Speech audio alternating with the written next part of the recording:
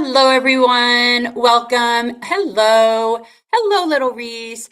It is Monday night. It is time for Revolutionary Change. I'm Jen Perelman. I'm Peter Hager, and I apologize for my tardiness, but hmm that is what happens when you don't get to see Pop too often. We just came back from dinner, and of course, I had to let everybody know that Reese is here, and she's doing great, and definitely. This is the problem I have with dachshunds, is they Mm, have this very judgmental look about them all the time. Like, I yeah. feel like she's judging me. Look at her. Well, she's judging me too, right, Reese? I don't know. I feel dachshunds are very judgmental.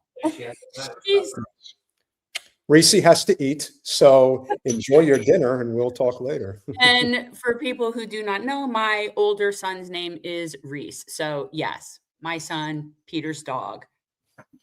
Yeah, she's So, definitely yeah. one of the lights of my life. There's no question about it. And the fact of the matter is, we have unfortunately a very not so happy story to start with. So I want Yeah. us all to remind ourselves of the things in life that actually do make life worth living. And one of those is definitely dogs. There's no two ways about it.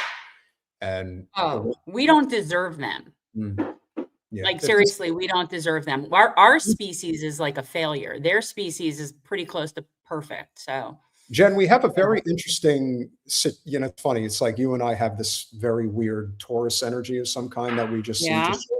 Yeah. By the way, guys, my birthday's in May. We got 3 birthdays coming up. We got myself, Jen, and my father, and they're all within a week of each other. I'm May 6th, my father's the 13th, and Jen is the 14th. So we've got a lot coming up in a few weeks. Uh, there is no question that the love that we have for dogs Mm. is not that we don't love people, it's that we just happen to prefer them. And yeah, we tolerate people and we love dogs. And that's the thing. We do not deserve them. Like we Yeah. really don't.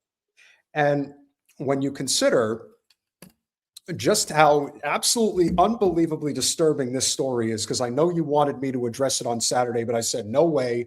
This is something that you have to. No, I didn't want you to address it on Saturday unless you were going to make a statement, but you didn't even really know what the story was and what I was talking about. No, but I think that this story is very important because, again, as we've talked about, there is a segment of the population that is deeply there is a deep-seated hatred that a significant portion of the male population has towards women. Like it's you can't deny it. And the reason we know it's real is because of this story, not because men can't get laid, but because there are men who actually hurt their own wives.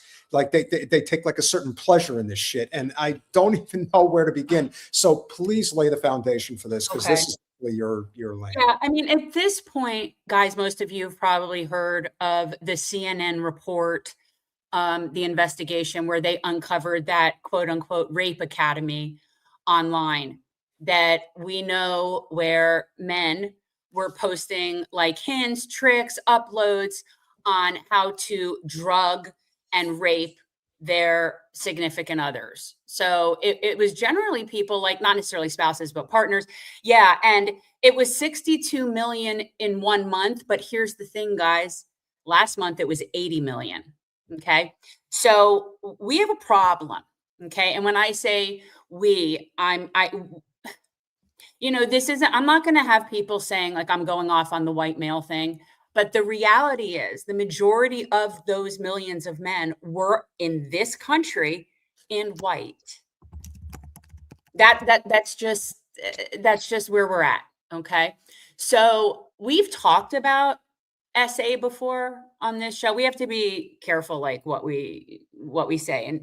And I've been very clear because I do not know an adult woman that has not been violated in one way or another. And it's a spectrum. It's a spectrum from obnoxious comments at a workplace to somebody actually putting hands on you to the Bill Cosby, like this sort of drug and rape thing, right? Like it's a spectrum. But I do not know an adult woman in my life that has not been violated. Okay. So what is that telling us? And before anybody puts anything resembling not all men, I am like on fire. Okay. Do not tell me not all men. Okay. That's like saying all lives matter. Don't tell me not all men. Here's the reality. I know lots of good men. I know lots of good men. Peter's a good man. I know lots of good men that would never hurt women. And so that's not the point. So we don't need you to tell us that, right? And this is, for me, going to be very much more focused not on the rapey segment. Seriously, my focus is going to be on the nice guys that are the non-rapey people like Peter, right? Like this is what I'm talking about tonight. But I want to start with an Instagram clip of, his name is James Coppola, I believe. He's adorable. I Yes. follow him on Instagram, and he goes after bullies. He's very intolerable of bullying behavior, especially like against fat people, and that's his thing, right? So anyway, he said what I like, the preface of what I'm going to get into, but yeah. So let's play this. This is James Coppola. There seems to be a lot of men who truly don't understand when women say it's all men. So in a non-combative way, I'm going to try my best to understand your perspective and share one that I think that you should consider. You believe that men are under attack. You believe that there are good men. You believe that women should care about men's mental health. And they should not be thrown in the same box with the sick fucks and the rapists and everything like that. Men have a hard enough time as it is. Why create this stigma on top of it? Hey, wanting to be an advocate for men's mental health is real. Caring about other men is real. I promise you that the women who say all men are men in their lives who they cherish and love and trust. And I can just about guarantee you that those men specifically, the ones that the women do cherish, love, and trust, they do not get offended when women say all men. Now, why do you think that is? That's a key point. So it's not that women don't know that there are good, loving men. We know that. At least I think most women do know that. I do. So that's not it. Okay, so this is why this is a very good point. The other thing that I think needs to be pointed out here, which is something we talked about earlier, this is clearly an alpha type male. He's in exceptionally strong shape. He probably is very respectful of women and always has been. And it's easier for him to talk about this because he does not struggle in any capacity when it comes to the opposite sex. However, we do have a huge problem in this country, which I think has been brewing for quite a few years now, when it comes to this sort of incel population that has grown exponentially. And that is a result of the terminal online behavior that our society has become, you could say, victim to some degree. But there is no question that this is a huge problem. It's a huge problem. And when you basically become completely inept when it comes to interpersonal communication, it is almost a natural rise in this type of behavior to hold rage and anger towards the opposite sex. Just is. Yeah. So, and for anybody saying that he looks rapey, you're just being silly, okay? Well, look, you never know what people do behind closed doors. That's true. I have been following this man. I know his story. He makes people feel better about themselves, and he boosts people up, and he always punches up, and he defends the underdog. So I'm with that. Have you spent a day in their shoes?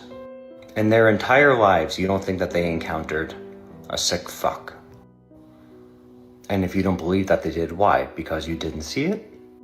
You don't believe that women are catcalled all the time? When a woman is telling a story about how she was assaulted, you want more facts, like what was she wearing, what was she doing? Do you understand how harmful that is?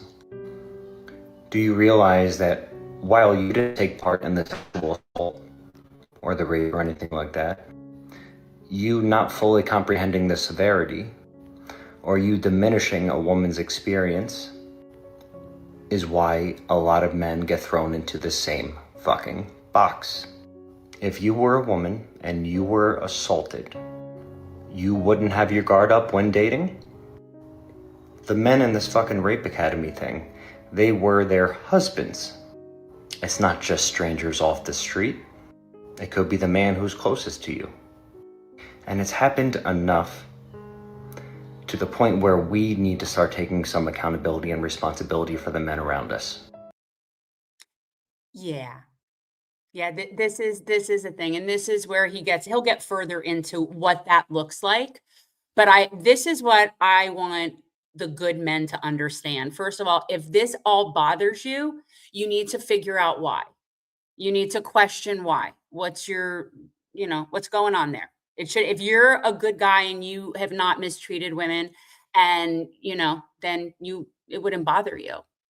But yeah, this is a project for you guys that you're going to need to start really getting out there and being a lot more proactive if you're the good guys.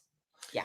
So the one thing that I want to point out that Mehdi had said is it's not that this hasn't always been a problem. It has. I'm simply saying that technology has made it exponentially worse, that it has added a whole other layer to it now that didn't even exist before, that naturally is only going to make it worse. This is part of the reason why we went so ham on that Zio piece of garbage who will rest in piss for all eternity. That was the guy who created OnlyFans or owned OnlyFans. I mean, the people that get involved with that type of stuff, their opinion of women is exceptionally poor, like exceptionally poor. And that's why they think that this is acceptable discourse. So not speaking up or not recognizing this problem, like I said, I can't have any interpersonal relationships with anyone who sees women in the light that this guy's talking about. Now, there are some who just say it as, well, that's just what they say and it's not a big deal. Like, no. It's a big deal. It starts there. It's disrespectful. It's disgusting. We're so done. Just like how I feel like the rest of the world is done with American empire, I feel like universally right now, there is people before this rape academy and now after this rape academy. And collectively, I feel almost as women, we're done. We're done. I also want to say it's so true. We have to let it finish because he really goes into like what. I also want to say that one of the issues here is one thing I would say to you, Ryan, as I would say to any of my fellow men is this. I say this to women all the time. You could be the biggest pains in the ass walking the earth, and I could die 100 times, and I would come back as a man every single time, because if you spent one day walking in a woman's shoes with the shit that they have to deal with on a regular basis, just having to deal with a period every month for almost 50 years is a big deal. That's a big deal. And you don't want that. And every woman is different. Some have a little pain, some have a lot of pain. Some go through emotional swings, some don't. That's the type of stuff where we're not even talking about carrying a baby to term. We're not even talking about all the different things, the hormones, things that people go through. I'm telling you, as a man, there's a lot of shit that women will give us, but trust me when I tell you, you don't want to be them. You don't want to be them. You are so much luckier being a guy, which is why we have to and should have a considerable more leeway with what they throw in our direction than normally we should. I'm just saying, like, and this is proof positive of just that. So we'll finish it out. Sorry. We don't have a place to argue with them. You think that men are under the chopping block? Good. If you're the good man like you say you are, you should be fighting along with them. And what do? You talk about the women who were found guilty of lying about rape, ruining a man's life. Do you know how many lives men have ruined? A lot of you will come to the defense of a man that's wrongfully accused and say, see, women are bad too. Meanwhile, a woman, a young girl, whatever it is, can be assaulted. But the man who did the assaulting has connections, just got a little community service. Either that or no one believes her. And everyone carries on with their day because it is what it is, right? And you know what the worst part is? You know what I fucking hate? The fact that some men can't talk about this and be true advocates and allies without being accused of pandering or virtue signaling or being a cuck or a simp. If you think that women are going to hate you due to the stigma, then you're most likely part of the reason why that stigma was created. Funny, I was never worried about women hating me or thinking I was a threat. That sounds like a you problem, doesn't it? And I keep seeing people with these fucking mental gymnastics trying to give comparisons. All right, so I guess we could say all black people, all gay people, all fat people, and talk about stereotypes with them. Why are you trying to find gotcha moments? Are you that desperate to absolve yourself?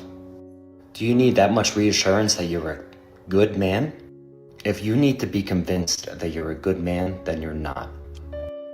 If you are still alone and you're blaming the world, sorry to tell you, pumpkin, it's you. And when you guys are under pressure, like this whole stupid fucking rape academy that was found out, you show your true colors, you show your fear. That fear you're feeling? Multiply that by 1,000. That's how a lot of women feel walking in a parking garage by themselves. 100%. Do you have to worry about that? I didn't think so. Do they know if the men in the parking garage are good men? No. So all of you truly need to wake the fuck up. Okay, so when we say it's all men, right? People need to understand, again, we understand that there are good men. We know this. But it's not a matter of all men are bad. We're saying all men have a collective responsibility. That's what we're saying. There's a collective responsibility to get yourselves in line and acknowledge this, because it's a problem. Everyone comes from a mother. So people have mothers and daughters and sisters. And seriously, like, if you're a good man, then the backroom talk, the stupid, dumbass shit where people degrade women and you know it and you don't like it, but you don't say anything about it. You're the same as someone who sits and listens to a Zio and you don't say anything about that. Yeah. You are now complicit in the problem. So until it is no men, it is all men. And I'm not saying that they're all bad or guilty, but you're all responsible for this situation that we're in. And it's true. I know there's good men, but I still don't like walking through a parking garage. And yes, we all are taught how to hold our keys and how to walk and how to look under the cars and what to do. Like, we're taught that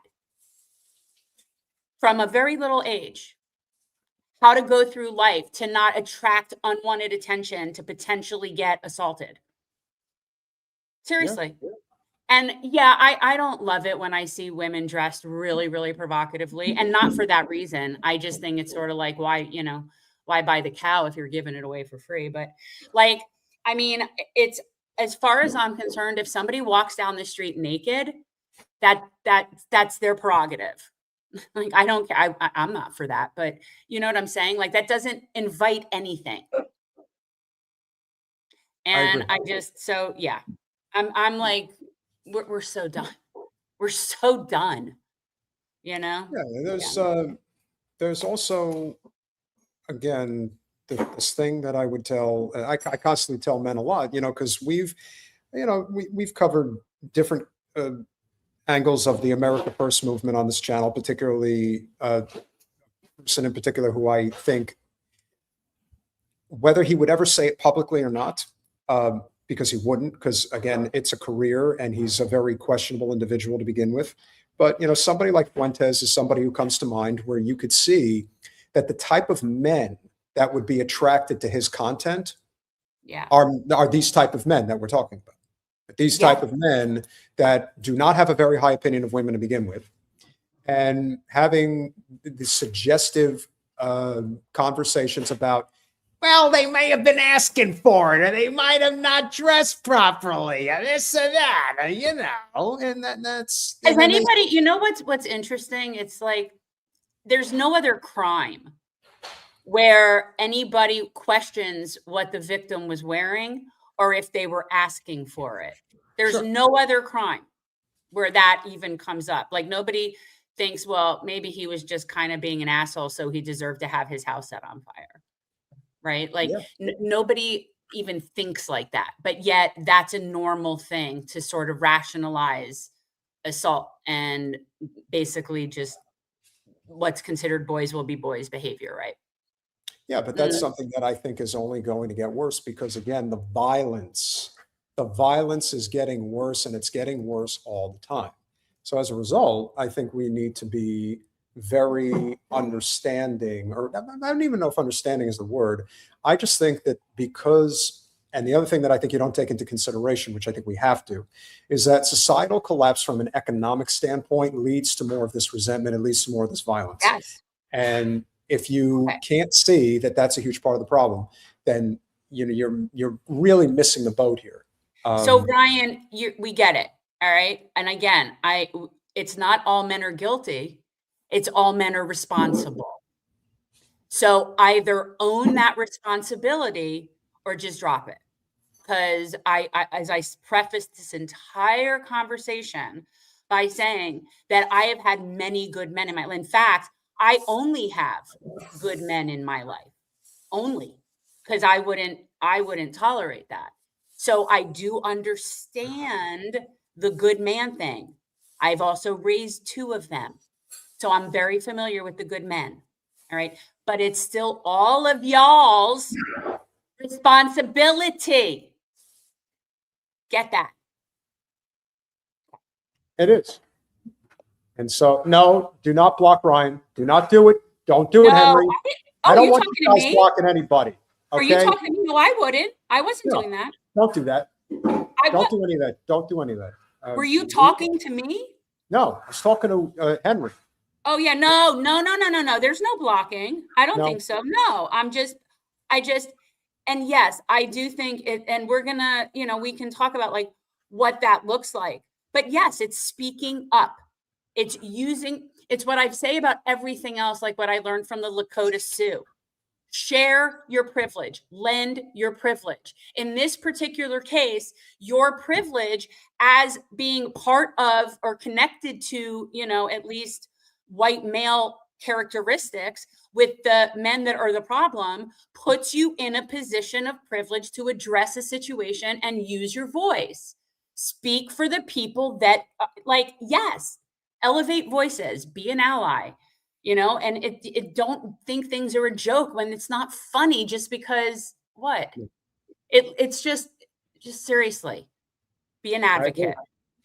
I agree. We have a lot that we should be responsible for, and this is a very big part of the problem. And it's also something that has played out significantly in the political arena. Like, it's just obvious that this is something that has come to the forefront, and we are seeing it firsthand because when you see the voices that are elevated in conservative politics, there is a masculinity streak that is overt in many respects, but it is a counterbalance to what we are seeing. And again, this is all divide and conquer. This is how the system is designed. That is why when it comes to, let's say, democratic politics, left politics, I wouldn't even necessarily say left per se, but it's definitely liberal democratic politics, if you will.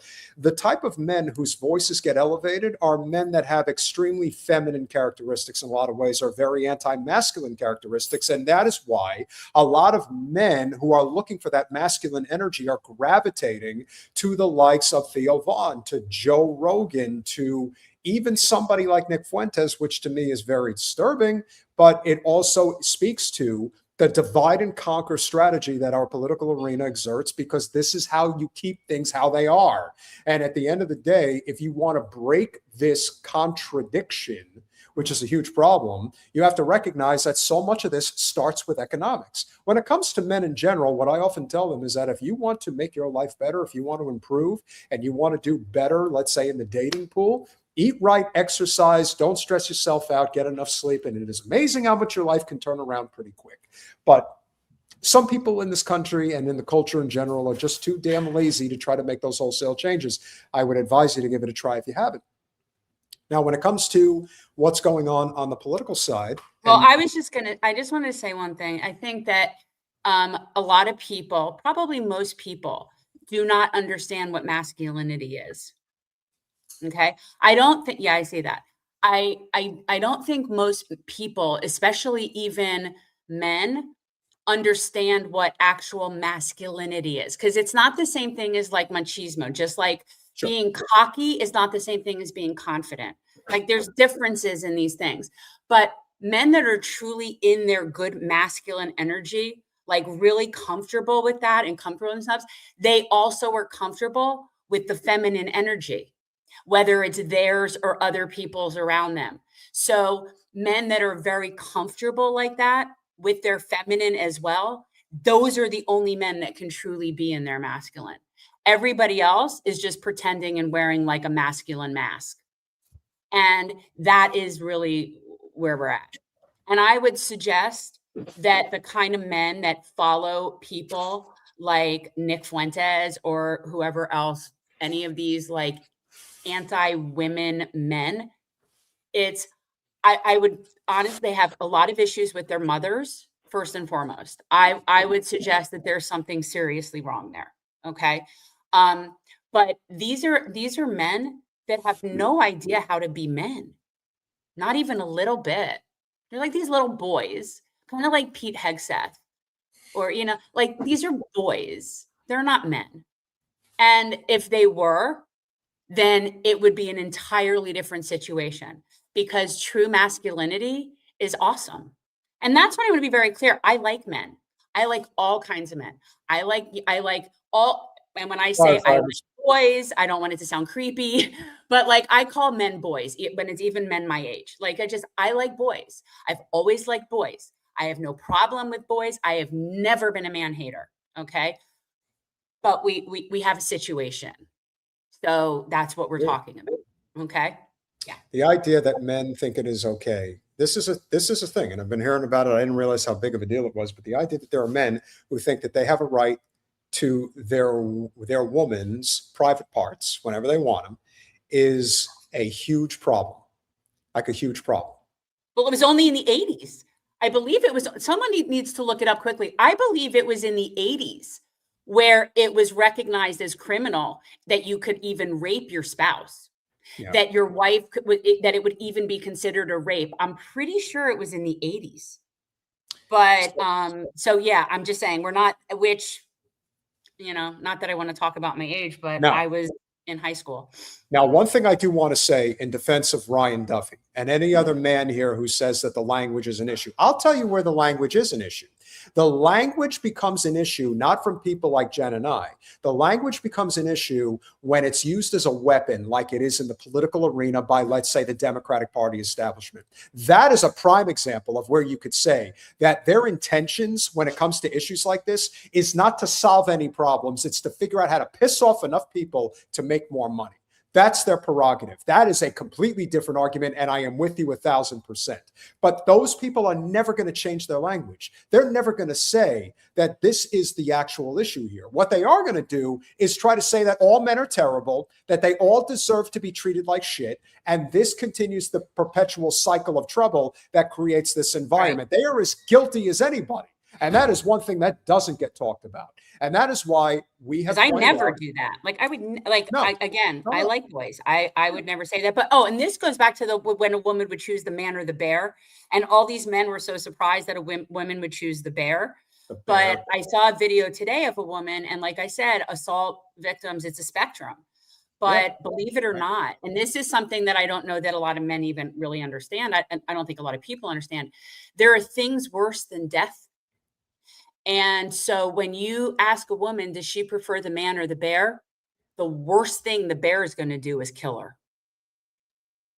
Yeah. So for some, and that was what and I'm just saying, so that's the man and the bear thing. As we were saying, the Democratic Party is a complete nightmare of the worst kind. And you would think that if we have been discussing this nonstop for a decade, that you would think at some point they would somehow come to their senses. And there are still people who think that fighting within the Democratic Party establishment is worth doing, that you can't just start a third party or even fight outside the two-party system altogether, which, yes, you can. You just don't want to go down the path that actually creates change because it's a much harder path. Now, if you are going to go down the path of working within the Democratic Party establishment, you're banging your head against the wall and you can't win. And while I do think that there are some key races that are happening right now on the Republican side, obviously you have Thomas Massie, and we're going to get to that later in the show. But in terms of the Democratic Party, there is one primary race that's going on right now that truly matters, and that is the Senate race in the state of Michigan. That Michigan, in terms of the Democratic Party in particular, I would say that Michigan is perhaps the most consequential state for them when it comes to the presidential election.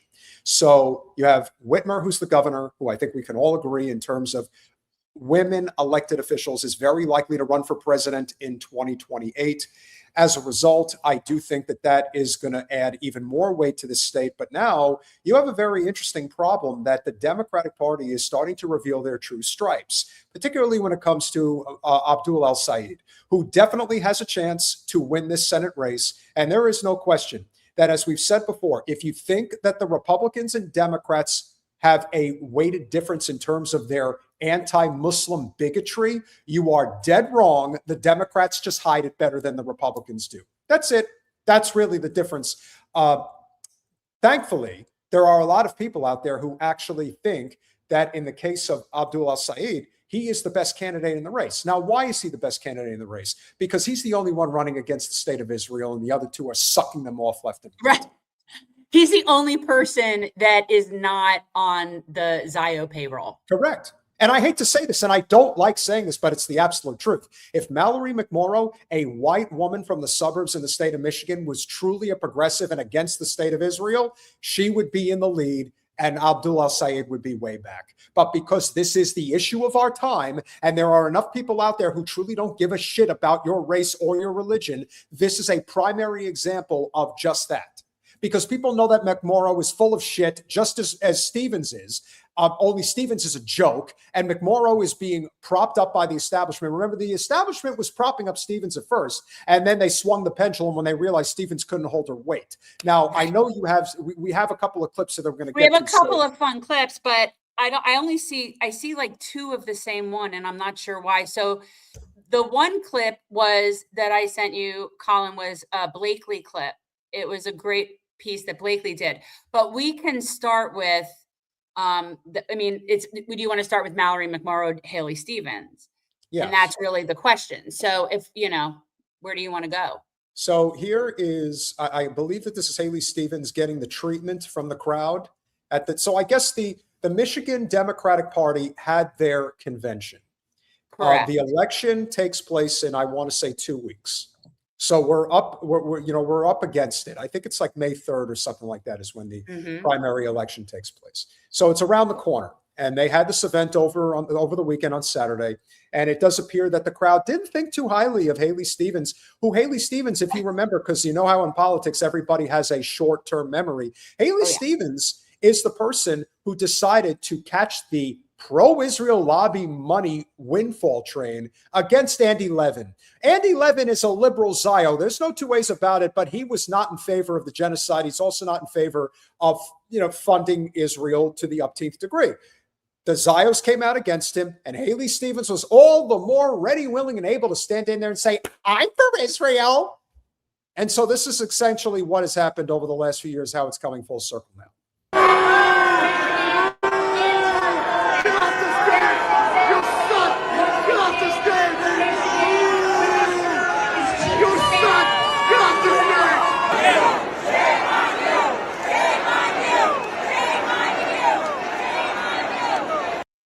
Now, it's not all of the crowd, but it's a nice chunk of them. That's pretty, telling for a state convention. Yes. And what you also have to remember, too, about the Democrats in general is that, and this again gets back to the reason why I believe that their party is more dangerous than the Republican Party.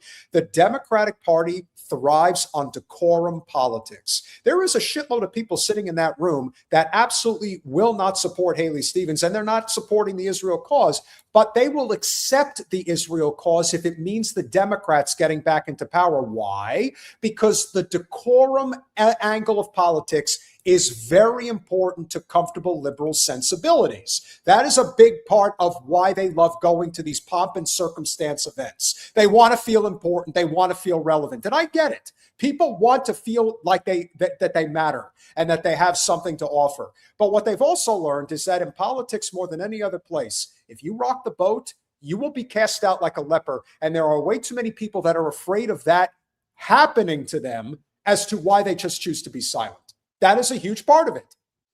That they don't want to rock the boat, even if they know they're wrong, that what's being done is wrong. And so Blakeley, friend of the show, seems to have captured this as well as anybody. Yeah. Okay. Wait, pause. So for people who don't know what this is Blakeley watching somehow some ridiculous looking indoor parade with Mallory McMorrow. And she's like dancing in this parade. And this is very kente cloth-esque, if you will. This is very kente cloth-esque. I mean, could you imagine having your face blown up with that expression? Like, that's the way that you want to be captured? Peter, you're asking me this? I didn't want my face on anything. Well, I think we were pretty selective in a good way about. I was selective. You guys would have put my face on a billboard. Yeah, well, listen, we wanted to put Debbie's face on a billboard, and Lord knows nobody wants that.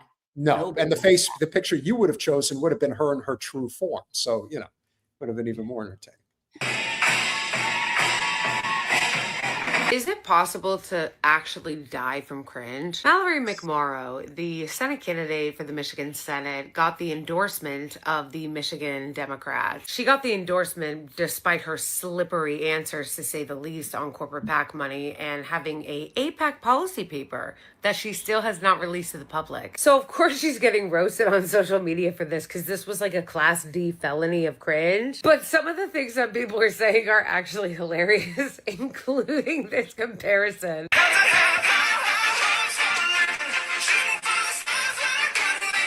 No, that's actually too perfect. It is giving Pete Buttigieg 2020, but this one was probably my favorite from Pastor Ben. No, but it is though. Blue MAGA establishment libs trying to defend this. Turns out people don't want to be miserable 24/7. Armchair Twitter warriors aren't the...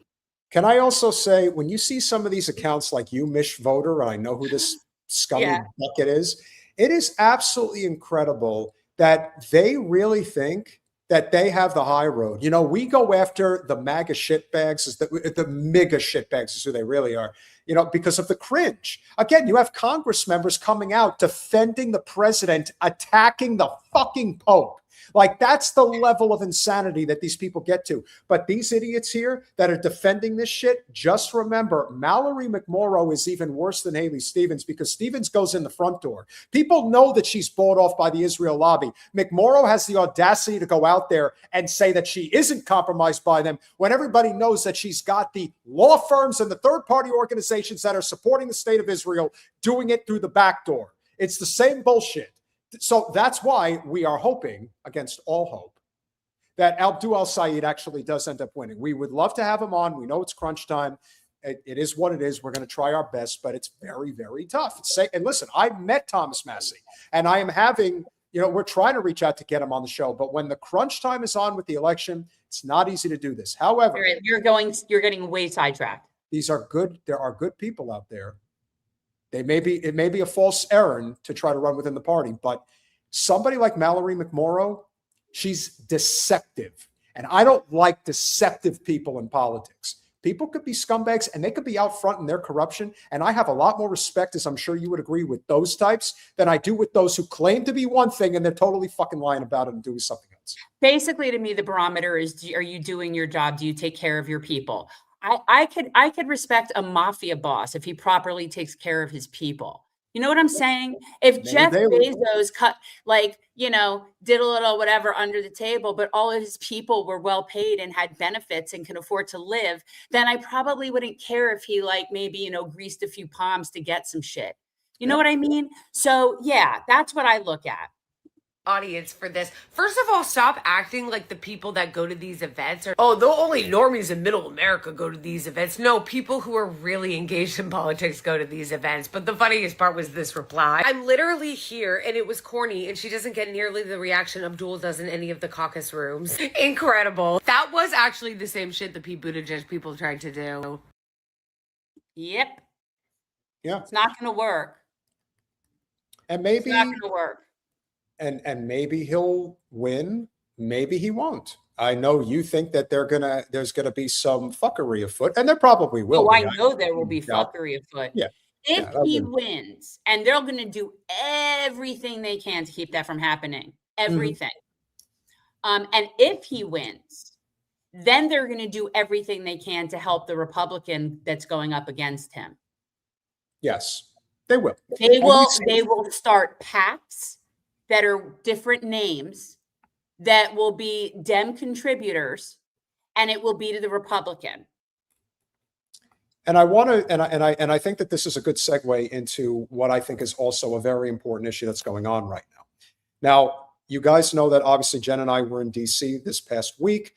It was what you would call hit or miss. There were certain, obviously, good points, such as our esteemed guest that is going to be coming on in 10 minutes. And then obviously you have the points about what type of value really comes from knocking on the doors of Congressman McCall, who's the chair of the Armed Services Committee and represents a very Christian Zionist district. Not a lot of value there and not really going to get anywhere. However, if there is a person on the Hill that I had the privilege of meeting that truly embodies what a public servant is supposed to be, it's Thomas Massie. And you would think that anybody, and I do mean anybody, who is following politics, regardless of where you stand politically, would say Thomas Massie's a decent guy.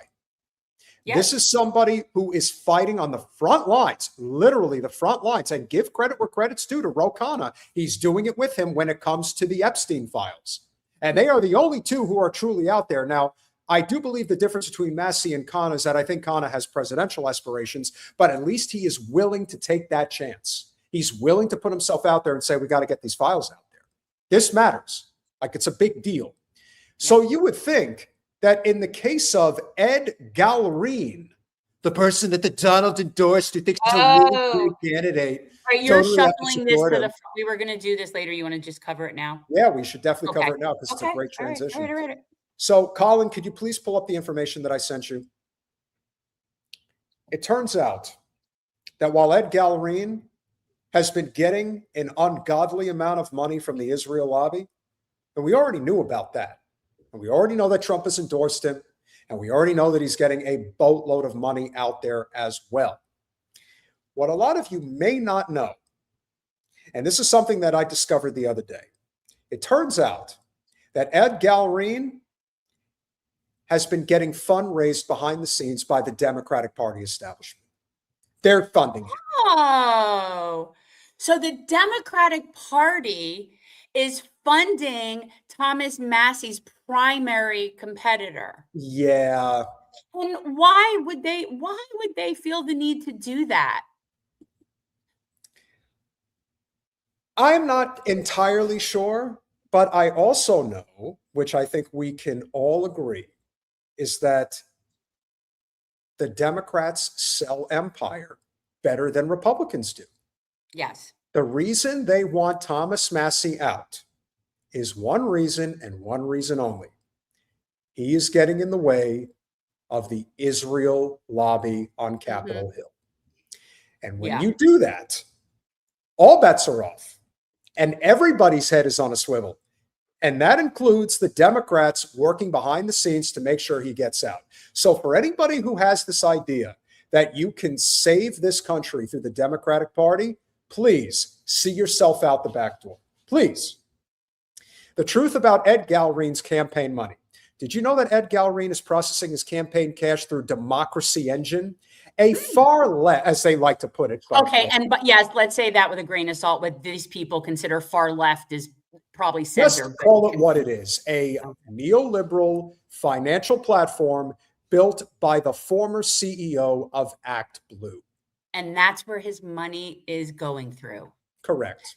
Okay, so what that says is they also recognize, this is how the Democrats, because at the end of the day, oligarchy and the elitists, if their work through the Dems, they don't care if it's a Democrat, they just can't have it be like an actual like grassroots or social democracy person. They can't have that. So they would much rather, they know they're not having a Democrat in that seat. They know that. So they'd much rather have somebody that can be bought off by AIPAC or whatever lobby. So, yeah. I dug into the official FEC records, and the numbers are absolutely staggering. Galreen isn't being funded by grassroots Kentuckians. He is a Trojan horse for the Democratic machine. A recent Daily Caller analysis just exposed that 85% of the donors who gave the maximum amount to Galreen's campaign have previously donated to Democrats. That's extraordinarily high. Like, that's for people who don't know that, like, when you're fundraising, you generally are fundraising within your party. And yes, sometimes you get support from other you do, but 85% that's crazy. He's a Democrat candidate. Over 110 of them are high dollar Democrat mega donors. And again, this is more than any other reason. And this is why Jared Moskowitz is a scumbag, Cory Booker's a scumbag, because what you have to remember is that when push comes to shove, especially at the federal level, the only thing that matters to the Democratic Party is money and power. Nothing more, nothing less. And they don't care how they get it. They don't care whether there were quid pro quo promises that have been made behind the scenes. Because remember, Thomas Massie is not a corporate funded candidate. Ed Galreen is. He's part of the club. This is the whole point about if Abdul El Sayed ends up winning the Democratic primary in Michigan, that the Democratic establishment will work. Correct. Gretchen Whitmer, she wants to run for president. Dana Nessel wants to be the governor, the next governor of the state of Michigan. You better believe that they're going to do whatever the hell that establishment tells them to do. If that means they got to take out both kneecaps of Abdul El Sayed, that's what they're going to do. And that's why they're doing this now to Thomas Massie. They'll do exactly what they're doing here. To process all this left-wing money, his FEC reports show he paid over $54,000 in transaction fees. Holy God in heaven. That's a lot of money. Oh my God. So he paid $54,000 of his donation money to launder the money. Yeah. So that we wouldn't know what we now know. Mm-hmm. So not only is he corrupt, he's stupid. Stupid. Then what do you think? This wasn't getting, that really goes to show you that but this is the thing, like you said, about what the whole Trump era of this moment represents, which is the rule of law is dead. Like no one cares. We have no laws. There are no laws. We are rogue. Based on standard rates, he routed well over 1 million through them in a single quarter. Oh my God. In a single quarter. So wow. So that's the majority of his money is what we're talking about. Well, he also has the super PACs running through, Miriam Adelson and a handful of these other mega giants. But that's the thing. They want Massie out. Oh my God, this is so pitiful. Here is what Democracy Engine actually is. It is the financial backbone of it's the financial backbone of the Democratic establishment. Get it right. Stop calling it the left. ActBlue and DNC Ties, founded by Jonathan Zucker, the former CEO of ActBlue and former finance director for the DNC. Yes. Plagued into the Democratic voter file. Democracy Engine is directly integrated with NGP Van. Oh, and now it totally makes sense. There it is. So when people that want to knock on doors for Massie, they're going to find that a lot of that information, even through Vote Red, is not going to be the correct information in many instances. No. For Ed Galreen, it will always be correct. The official voter database of the Democratic Party. Galreen's finances are literally wired into that tech stack. Hillary and Biden connections. Their C10 ran digital fundraising for Hillary Clinton in 2020. Democracy Engine's corporate PAC routed over $13 million to Joe Biden's victory funds. And 99.96% Democrat open secrets data proves that of those contributions tracked through this platform go to Democrats and left-wing groups. Anti-Second Amendment. Here's the ultimate betrayal for Kentucky. The platform publicly refuses to work with pro-gun groups like the NRA. The NRA sucks, so you can both shove it on that one. Thomas Massie uses conservative platforms like Anodot to process $50 donations from working class Kentuckians. He is the biggest defender of the Second Amendment in Congress. That is probably true. Ed Galreen is using a Democrat financial platform built by Hillary Clinton operatives to launch. Don't you understand? There are no two parties. There is a uniparty, and that's it. And if you're part of the club, they all go and have a nice laugh. That's why you have Mary Matlin and James Carville that are married to each other. And they represent the political system in so many respects. And so that's essentially what's happened here. And so if you that's look at a really good way to really demonstrate people how the Democrats are just, they're Mick resistance. There's no there. They're literally just controlled opposition. There's no point. They all funnel, the money all leads to the same oligarchs. And Colin, if you can blow this up just so that we could see all of these fundraising numbers, this is staggering what this group has given him in addition to running the money through the system. 10,000 here, 7,000 there, and on and on and on this shit goes. Oh my God. That's why I told Massie when I met him, I said, listen, if there's anything we could do to help your campaign, we will help you. Not because we agree with you across the board politically, we don't. We know he's not compromised. We know he's a decent guy. And in the end, the two parties will always protect the establishment against any insurgency. Anytime, anywhere. Stop falling for it. Get the hell off the hamster wheel. Yeah. That's it.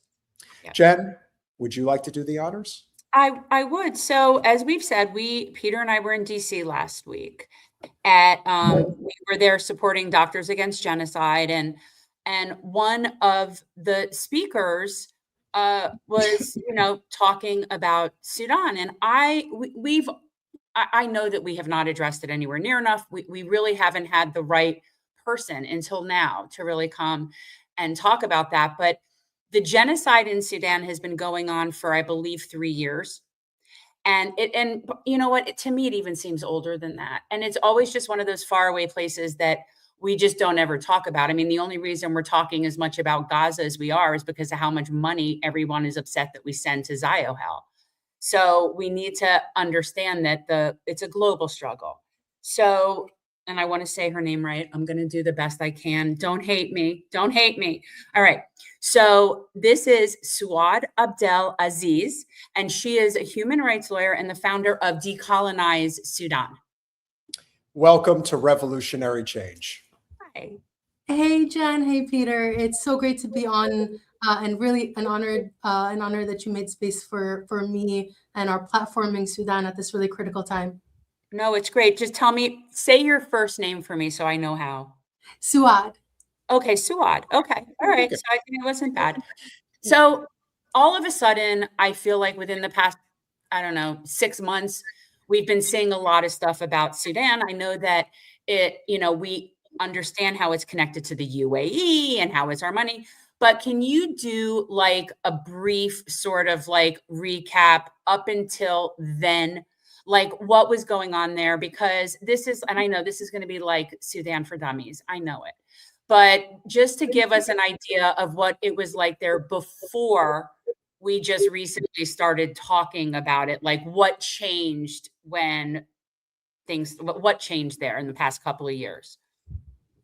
Yeah, I'll just start with, last week was the, pretty sad time. It was the 3-year mark of, on April 15th of when this genocide began on April 15th of 2023. There's this sense as the longer that it goes that this is sort of this inevitable conflict. But I want to emphasize that nothing about this is inevitable. Nothing about this is natural, and it can be stopped very easily. And I'll highlight how and why. Sudan is often framed as either this chaotic kind of humanitarian crisis or this internal civil war that's just gotten out of hand, where two generals just started fighting, and the internal fighting turned into a civil war, and that's a complete mischaracterization of what has happened in Sudan, and it's not only when you were talking about it purely as a humanitarian crisis do we depoliticize, but we let the perpetrators of this genocide off the hook, and we fail to name who is doing this. When we talk about Sudan, typically it's in a passive voice of the largest humanitarian crisis, the largest displacement crisis in the world, but who is doing the displacing? And so that's something that our advocacy collective emphasizes, is naming who is doing this and how we can stop it, and creating actionable campaigns around Sudan, which it's the average U.S. citizen has a lot more power than they think they do to stop this conflict. So again, like I emphasize, this is not an internal conflict. This is a foreign-backed genocide facilitated by the main U.S. ally in the Middle East outside of Israel, the United Arab Emirates. And despite how mainstream media in the U.S. has been framing Sudan, this is not an internal power struggle. That this genocide is being carried out by the UAE's proxy militia called the Rapid Support Forces, or the RSF. And they're doing this in order to seize land and extract resources, also take control of Sudan's, of the Sudanese state, of its strategic position, being on the Red Sea, and destabilize the Sudanese state and thus control Sudan's foreign policy. Much of this has to do with Sudan's historic support of Palestine and Palestinian liberation. But I'll get into, so this militia group called the Rapid Support Forces, who are they and where did they come from? So the short explanation is that this private militia group, it's a corporation controlled by one family, the Dagalo family, the head of which being Mohammed Hamdan Dagalo, called by his nickname Hemeti. And this militia group is made up of mercenary fighters, primarily foreign mercenary fighters brought into Sudan through UAE chartered flights, paid directly by the UAE, and given weapons by the UAE, as major journalistic sources, the UN panel of experts, and even US intelligence has now confirmed. So this militia group in April of 2023 violently seized Sudan. Over the course of 3 years since then, they have destroyed and leveled the bulk of Sudan infrastructure throughout Sudan, displaced over a third of the population, and has waged a campaign of genocide and ethnic cleansing using mass killings, sexual violence, and deliberate starvation in order to annihilate entire communities and clear land. This is very important to emphasize. And this has resulted in the worst humanitarian crisis happening today on Earth, one of the worst humanitarian crises in modern history. Wait, one question from what you were just saying. So you're saying, and I believe this 1,000%, but it's just, I'm trying to wrap my head around. So the people that are doing this, they're not even Sudanese people, is what you're saying? That Yes. They're coming from outside. I mean, I knew that the money and the resources were UAE, but I didn't even realize that the people, like, I thought that they were paying local group, like, well, we do that in other places too, to do that. But you're saying they're not even from there. Yeah, so the bulk of the fighters are poor African men from surrounding countries, from Chad, from Libya, from South Sudan, and also from also poor men from other countries like Colombia. One of the most, there have been interviews that have come out of ex-militiamen that had joined the RSF, particularly the Colombian mercenaries that recounted on Colombian national TV how they had been recruited into the RSF and why they joined. So they testified that they actually did not know that they were where they were even being deployed to. They didn't know they were going to be deployed in Sudan. They were given UAE passports, and again met with Emirati individuals that gave them paid them what they said was the largest sum of money that they had ever seen in their lives, and that sum of money has ranged from $1,000 to $10,000, and so they're finding poor men and boys and traffic.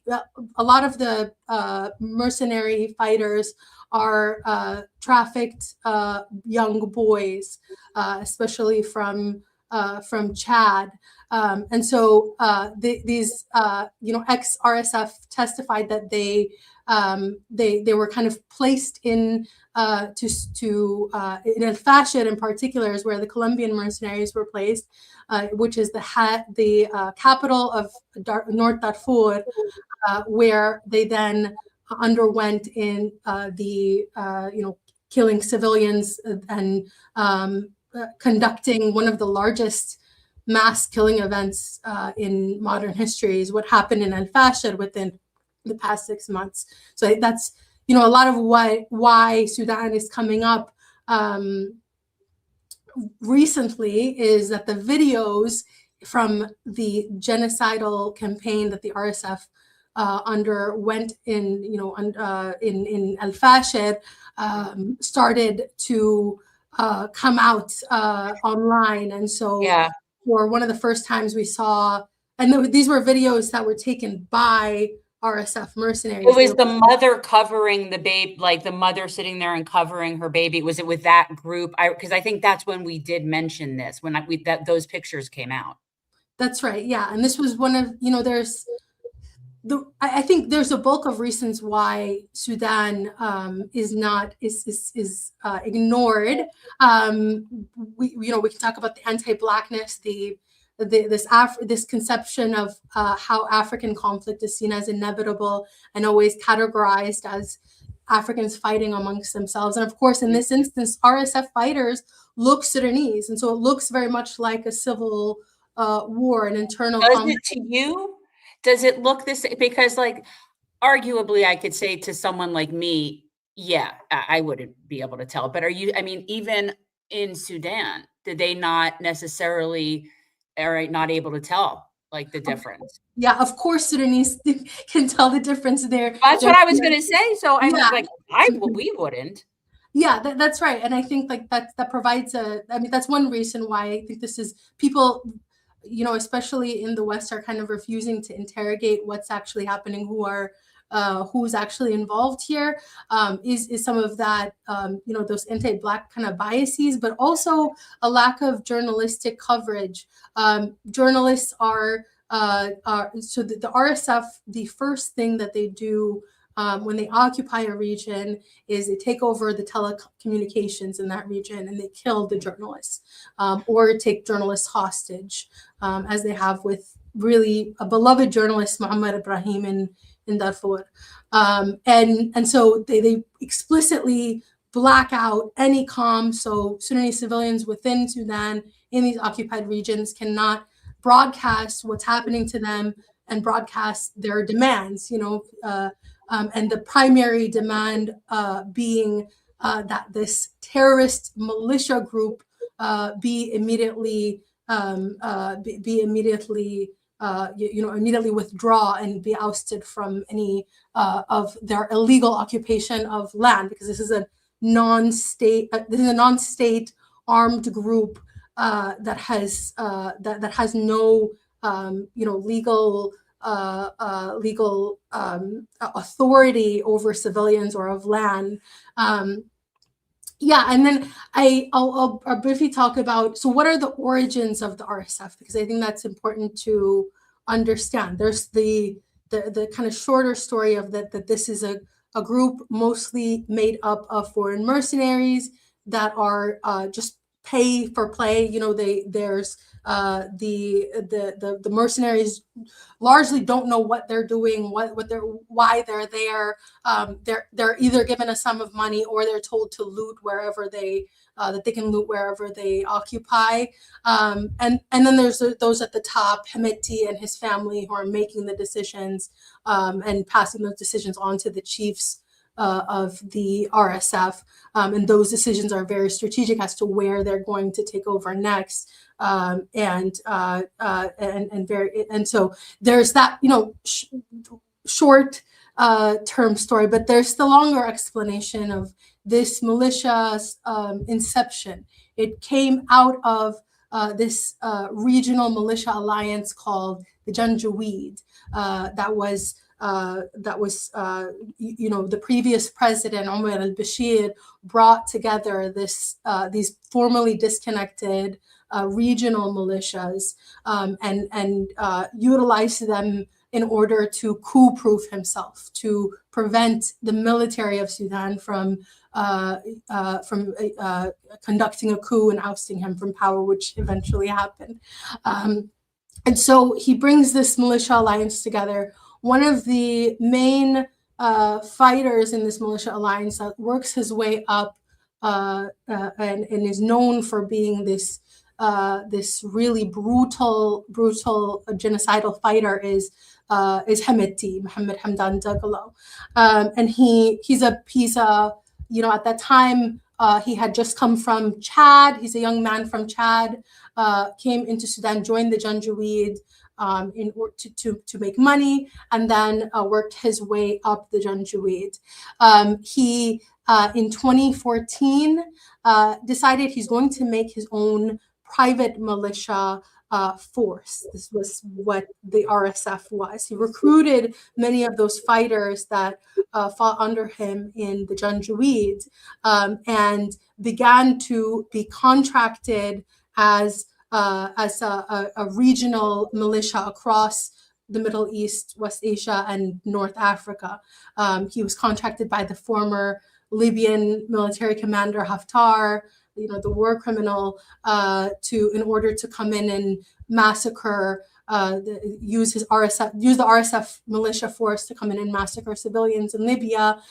They were contracted. The RSF was contracted by the European Union to act as mercenary border patrol between Libya and Italy. So that's one of the main entryways that African migrants get to Europe, and RSF was hired to kill migrants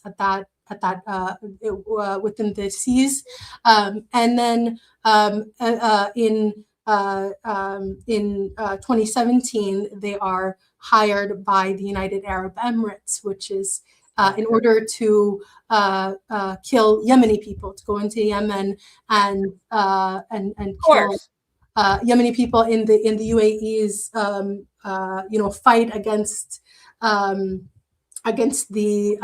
Yemeni you know, rebel movement. Ansar Allah, that's right.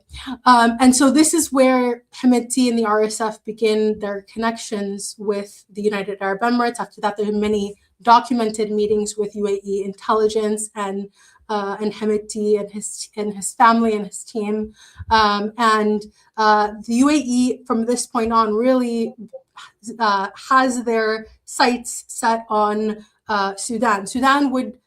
One thing is that, you know, the UAE, Sudan is not the only country that the UAE is destabilizing in Africa.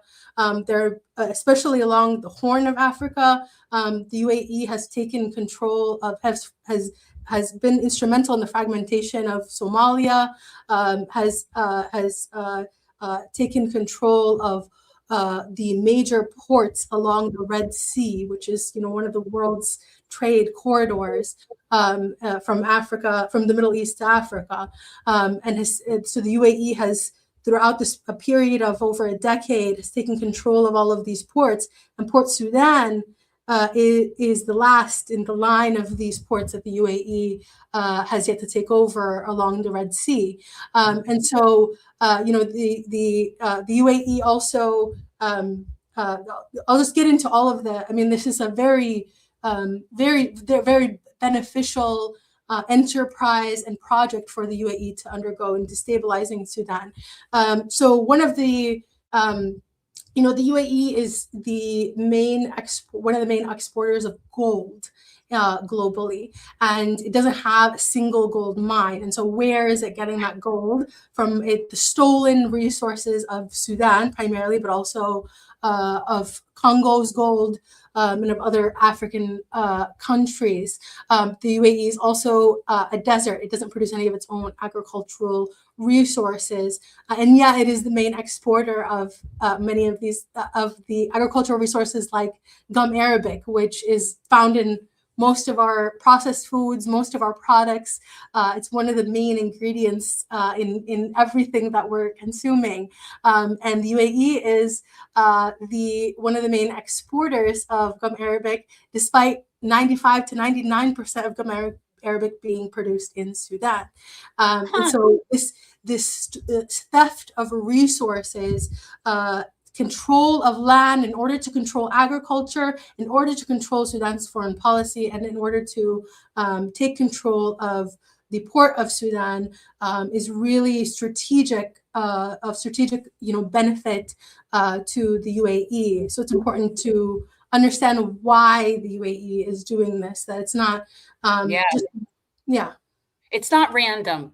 Peter, do you want to say something? Because I just wanted to ask one more question, and then I'll like hand it over. But so before that, explain what Darfur is in terms of the region in relation to Sudan. Like, I know it's part of Sudan, but like, would you just explain where that is in relation so we can have an idea? Darfur is in the west of Sudan, and Darfur is one of the most resource-rich areas of Sudan. It is where most of the gold mines are located in Sudan, and the RSF has entrenched itself in Darfur primarily. This is because of how the resources that it is extracting from Darfur, but also because it is along the border of Chad, where the UAE bases are, and the RSF has been able to ship in its fighters, its arms through that Chad border along the west of Sudan. And so the RSF has gone in, and they first went in and took control of Nina, and committed countless massacres that are by far like some of the largest in history, in modern history at the very least, because in a matter of days, hundreds of thousands were killed in Al Janina. They then moved on to the largest displacement camp in Darfur, where most of the internally displaced fled to Zamzam camp. They surrounded the camp and massacred all of those within the camp. And this is not a military zone or a state zone that they went in purely to kill off the civilian population. And then, of course, now we know about al-Fashid. They in order to take control of the North Darfur region, they needed to take control of the capital, al-Fashid. They did this by over an 8-month span, trapped the civilians within the city in what Yale Humanitarian Research Lab called a kill box.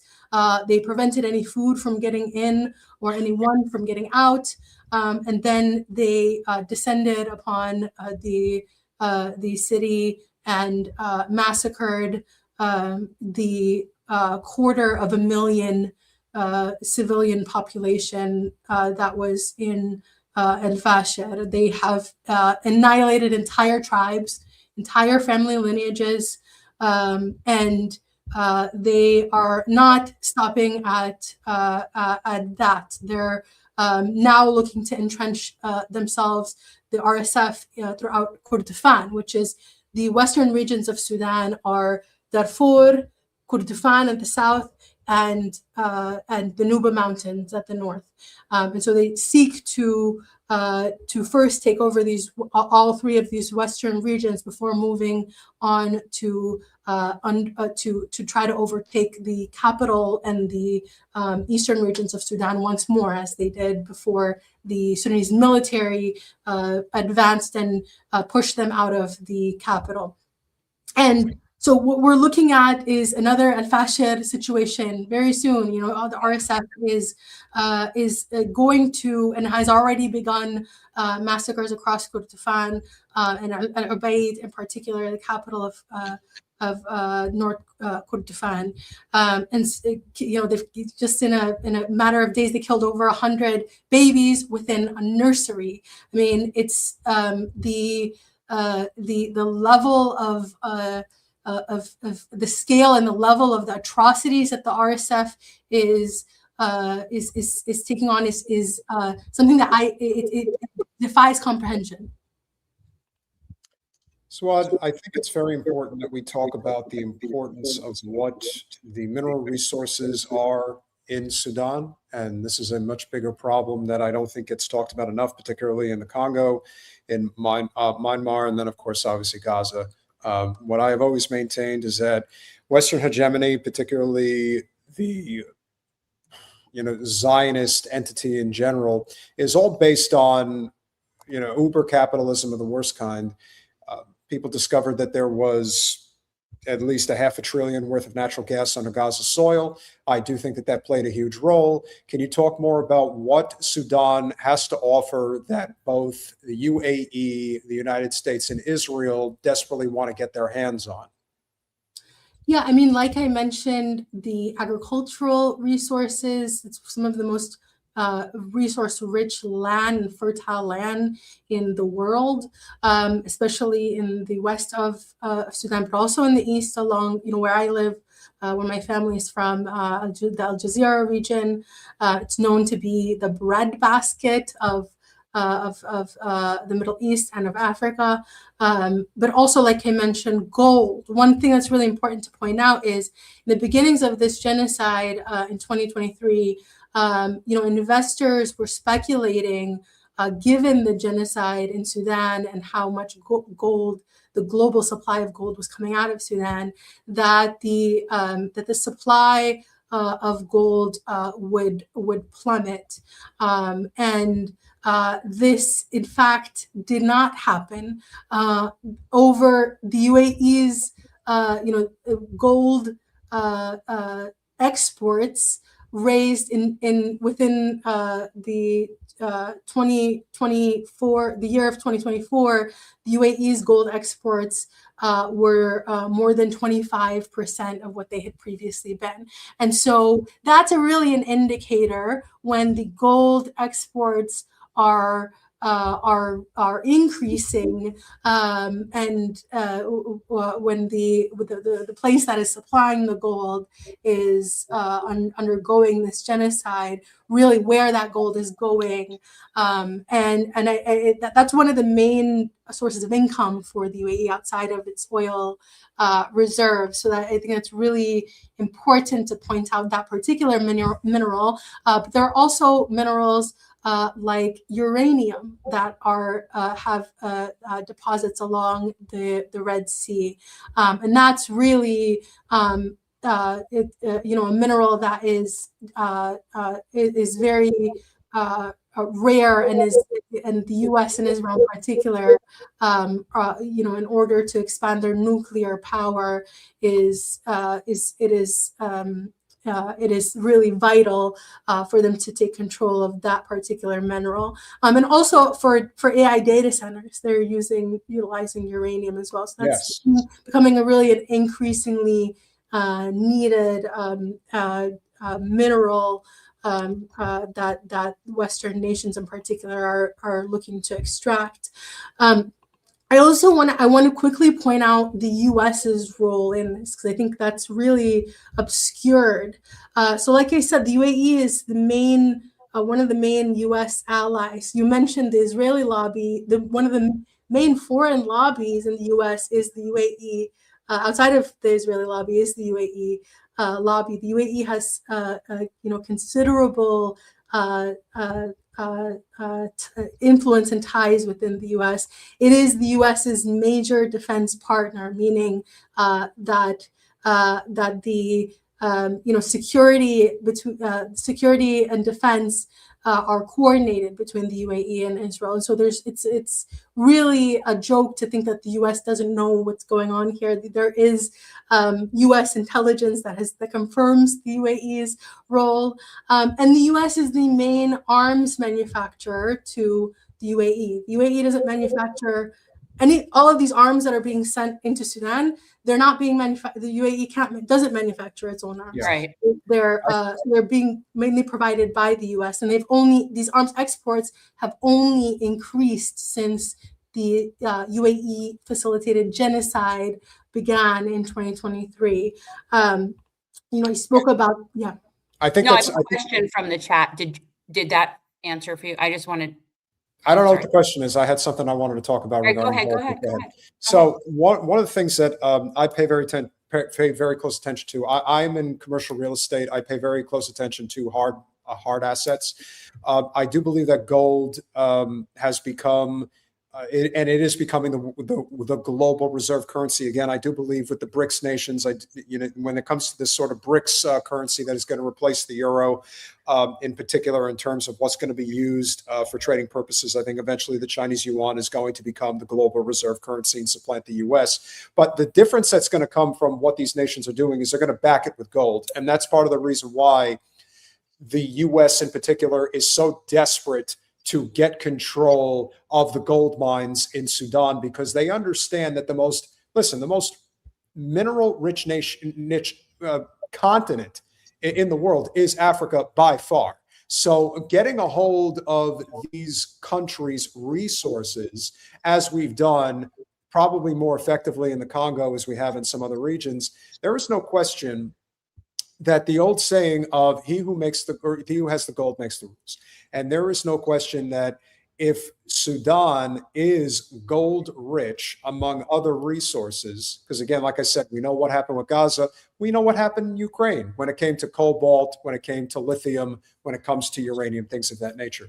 So who is actually backing Sudan on the other side? You have the Western alliance of the US, Israel, and the UAE that are trying to pillage the nation of Sudan and take control of their resources. Okay, this question is related to that. Yeah. Are there any major nations that are trying to defend Sudan at this time? Yeah, I mean, primarily Pakistan, Egypt, and Saudi Arabia. In particular, Egypt, because its security is very much tied to if Sudan is destabilized, then Egypt is next. Yes. Because they've taken in how many Sudanese people have gone? I mean, a lot, right? Like more than 1 million. I thought somebody in millions. The chat. Yeah. Egypt has been the primary state that has been accepting Sudanese refugees. Now there are very much so. I mean, I have a lot of criticisms of the Egyptian migration system and how now they're attempting to deport many of the Sudanese people that they previously let in. But nonetheless, it's one of the few countries that actually let Sudanese migrants in, which is cannot be said about most other countries, especially the U.S., which placed Sudan on its immigrant ban red list, the highest risk migrant. You're the dangerous people. That's right. Yeah. People. And completely shut down any type of migration of Sudanese people in the midst of, again, the largest displacement crisis happening in the world. And so the U.S. Refusing to accept Sudanese migrants, and then also deporting any Sudanese migrants that that it previously accepted that are inside Right. the U.S. We've been at Decolonial Sudan have been supporting a lot of these cases, these deportation cases. But Sudanese migrants, Black migrants, are often overlooked when it comes to how Trump's ethnic cleansing campaign in the U.S. Attempting to really remove anyone non-white from the U.S. And also kill white people with his terrorist militia of ICE is really the Sudanese people have been really facing the brunt of that alongside our Latine siblings. Yeah. Ben? What about and this was a question from one of our OGs. So Israel maintains connections with both the RSF and the SAF to secure its interest in the Red Sea. What can you tell us about this? Yeah, I'm not aware of Israel maintaining ties with the Sudanese military. The head of the Sudanese military came out pretty recently denouncing Israel as a Zionist settler colonial state, and have refused further normalization efforts. And this is why you're seeing articles throughout the Jerusalem Post and all of these Zionist news sources talking about the RSF as some type of liberatory group in Sudan, because they see the value of, if the RSF succeeds in this campaign of taking over Sudan, which is what they're attempting to do, the RSF will be a key ally to Israel, Zionists know this and are being really loud about their support of the RSF. Okay. And then, wait, do you have more, Peter? Okay. Okay. So, bringing this to where we are now with this war in Iran, and we see that Iran is definitely taking out its aggression, rightfully so, on all of our tools over in West Asia, including the UAE.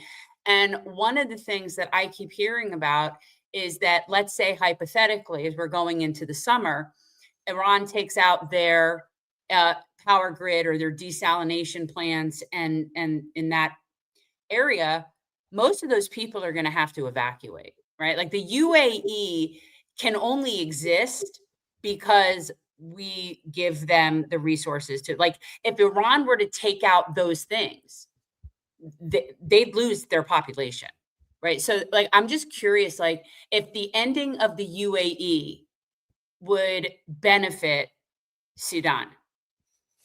Yeah, I mean, that would very much. So what has happened in the past 2 months since Iran closed U.S. access to the Strait of Hormuz and has attacked the United Arab Emirates, particularly the U.S. bases within the United Arab Emirates, have that this has directly resulted in the liberation of many Sudanese cities and villages from RSF occupation, because the UAE's supplies have been derailed, and the UAE's economy that it needs in order to continue to funnel all of these weapons, these fighters, into Sudan through the RSF.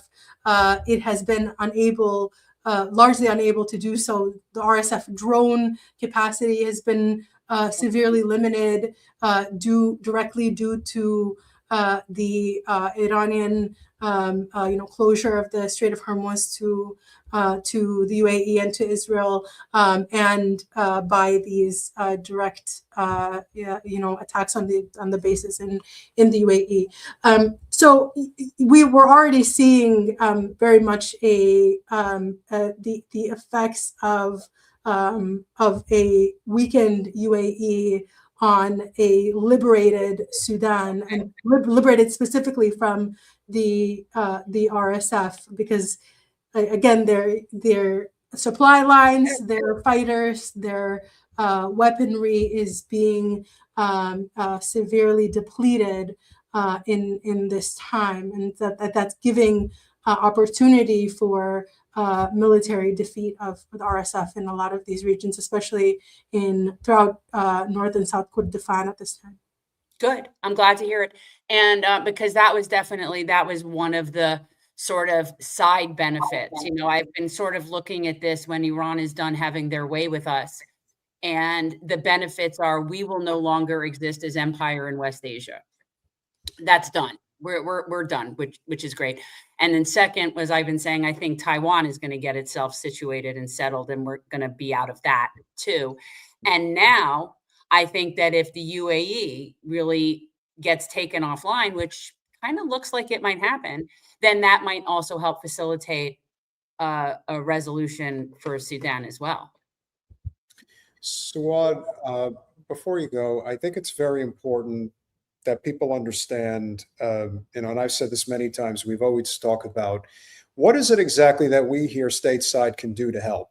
A lot of times we see the damage that's being done overseas, and we realize that we as Americans have very strongly different opinion about particularly our domestic policy too, but especially our foreign policy.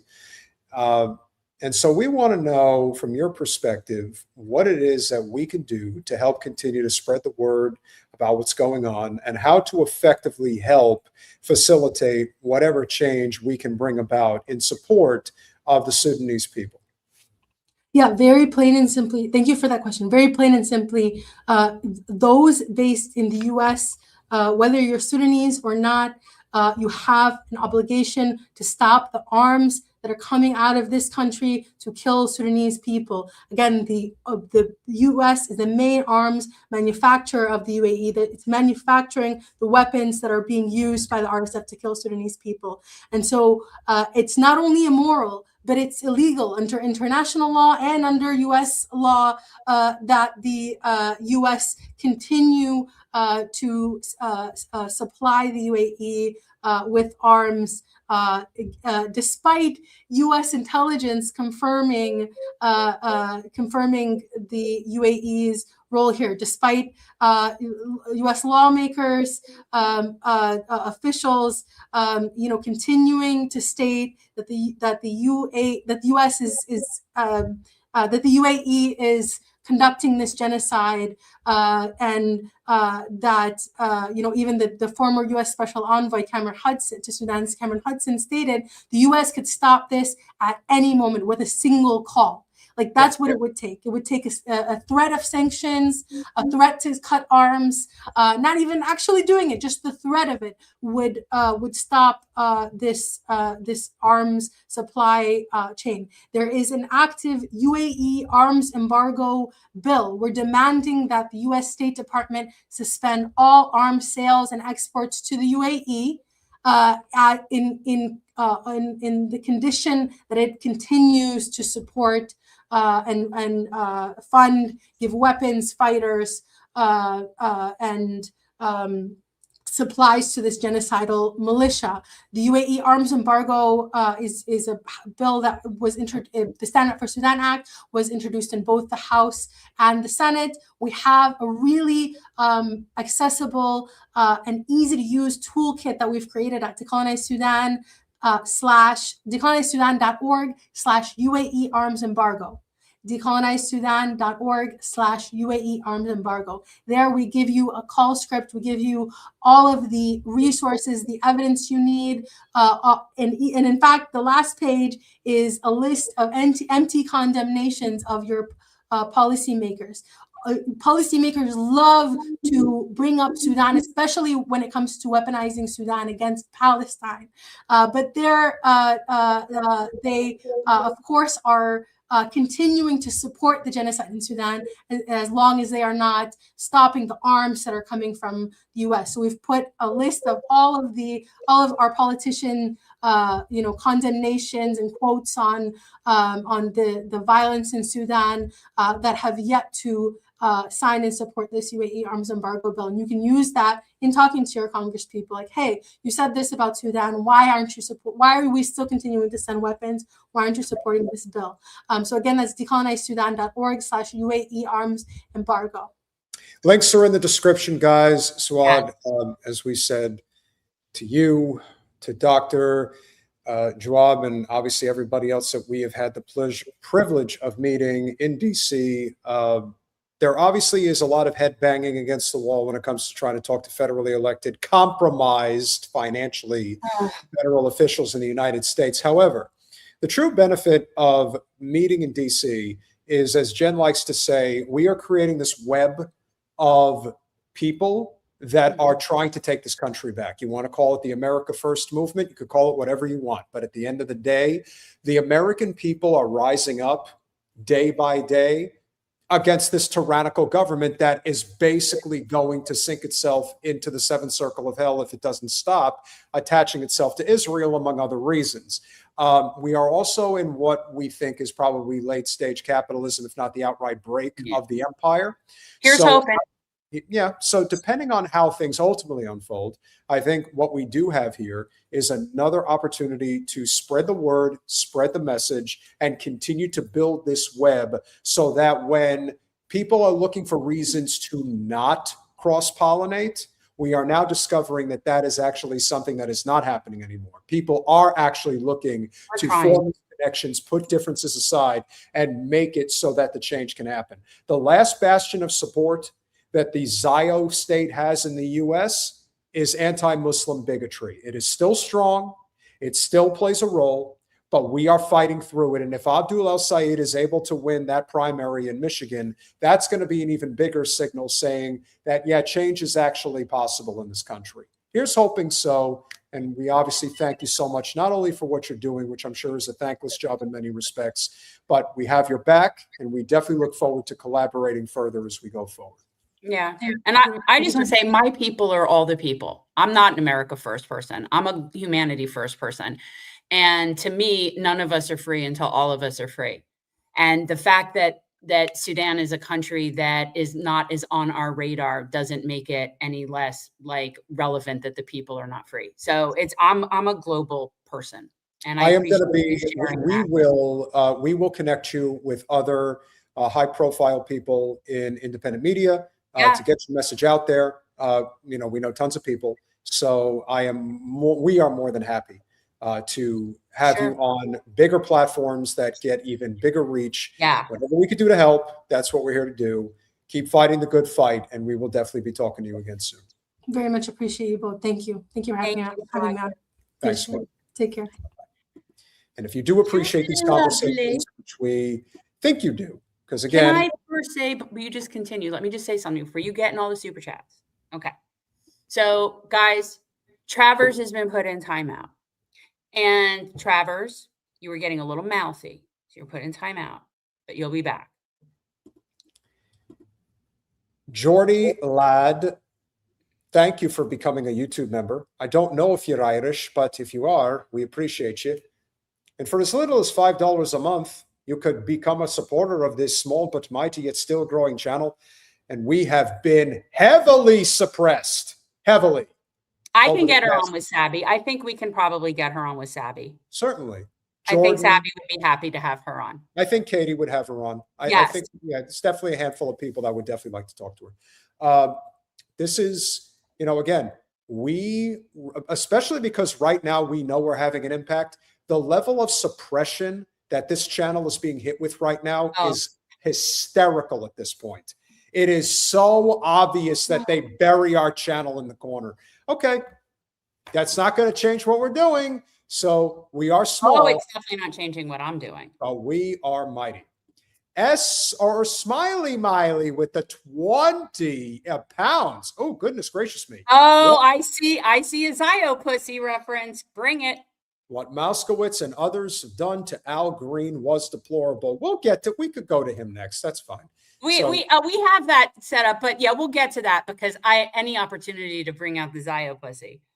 Citizen Pendejo with the 20 pesos. Iran stopped the UAE, Israel-backed RSF in Sudan, right? Well, that's what they're doing now. Listen, eventually you bite off more than you can chew. And that's what happened. And we are going to get to Israel and Iran shortly. So hang around for that too. Citizen Pendejo with the 20 pesos again. IMA on Rev Change. Make it happen, Pete. Hey, listen, Rach, if you want to send in, if you have any information, remember to email admin@revolutionarychangenow.com. Yes. Any suggestions you have for guests for the stream? She's our producer assistant helping book guests. Okay. That's what she does. So Libertarian Social Dem, thank you for being a 6-month member. Hey, Pete, that guy you interviewed from Dad Save America a few months ago is actually a Zio Islamophobe who spews Hasbro propaganda. Not a real libertarian. Yes, he is. Yes, he is. Yes. And he doesn't like to respond to me anymore. So, notice who wasn't on that show. Yeah. Well, he wouldn't talk to you. I mean, that's, what democracy.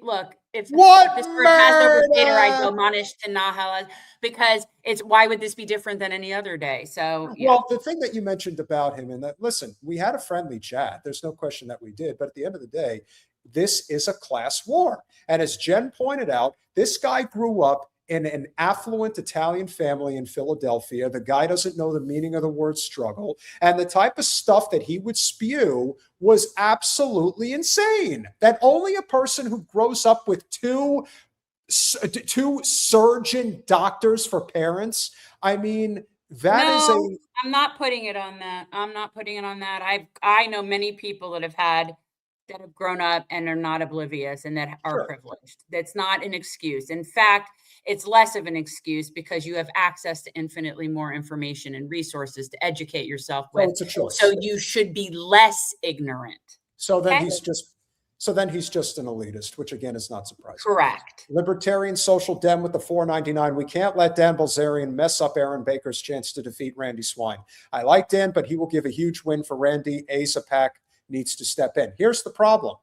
AIPAC is in that race. Yeah, I don't know what Aaron Baker has raised, but I know that Bilzerian is probably going to pull about $1 million. But listen, he's a carpetbagger, and he is got a very checkered, debaucherous past that is not going to fly well in a Christian conservative district. Remember, you are not trying to defeat Randy Fine as a state house representative running for Congress. You're trying to defeat an entrenched incumbent with the backing of the president.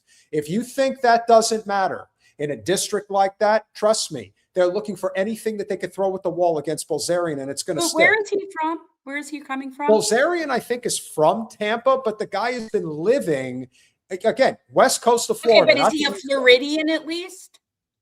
No, he's been living in, I think, California or Vegas for like many, many years. Okay. And now he wants to come from not Florida. Correct. And he's going to come run in that district. Yeah. Yeah, that's a complete waste of time. Yeah, they don't like Yankees, and I assure you, he's just as Yankee as a Yankee. This is one of the, and listen, in a very liberal Zio district like the one Tim Canova ran, and it's actually the one attack dog move that Wasserman Schultz employed against Canova back in 2016. She called him a carpetbagger, and it worked. Yeah, a lot of people do not like it. They don't like it. And that's down here, up where Randy Fine is. Oh, it's even worse. So. Even worse. Absolutely. Thank you, Libertarian Social Dem with the $4.99 again. One problem: Tom Cruise types who dress well, act classy like me and Pete, have been replaced by hyper-masculine, roided and tatted hustle culture types. Yes, the hustle culture is a very big part of it as well. Guys, are you saying you're a Tom Cruise type libertarian social democrat? No, that's if Tom Cruise was playing the Joker, maybe. Yes. Dancer 7691, thank you so much for being a YouTube member. We appreciate you being here. Jim Talib with the $5 super sticker. Always a pleasure, my friend. RKM, thank you for becoming a YouTube member. We really appreciate you, my friend. We can always use more YouTube members, more Patreon members. Any and all is really appreciated. And Citizen Pendejo with the 20 pesos. Massie's sure he'll win, urging others to bet on him. Listen, there's one thing that I could tell you about meeting Thomas Massie. That guy does not lack any confidence whatsoever. He's also over 6 feet tall.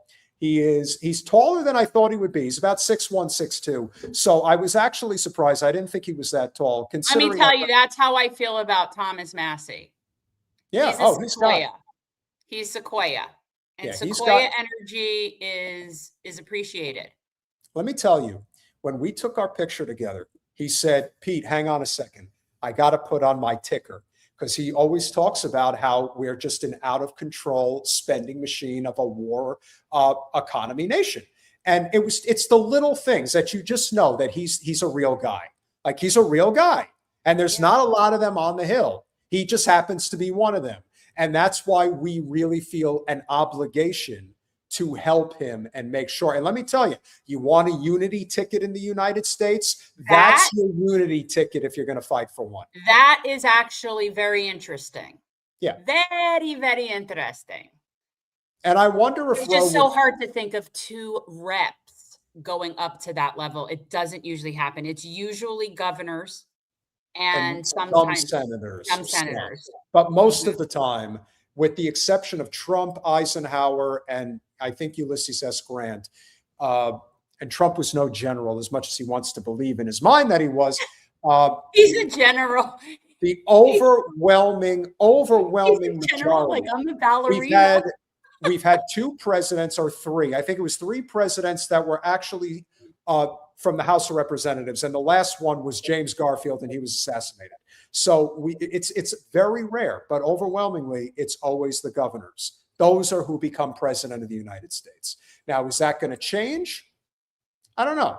But the Democrats are definitely going to put on a full court press with governors running for president this upcoming presidential election cycle.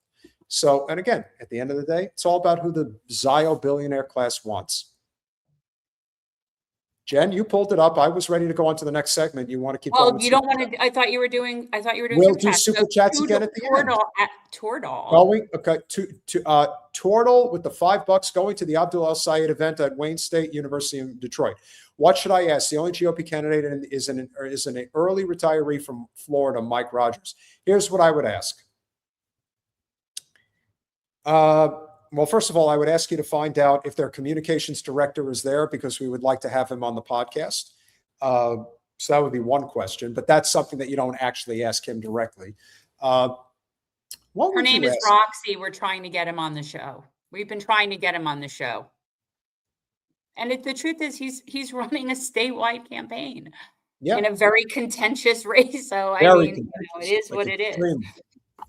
I can't really say for certain. That's actually you got me kind of stumped there in terms of like what I would ask him. You know what I would ask him? Here's what I would ask him. Even though this is technically a state issue, but one that I think he can bring attention to at the federal level.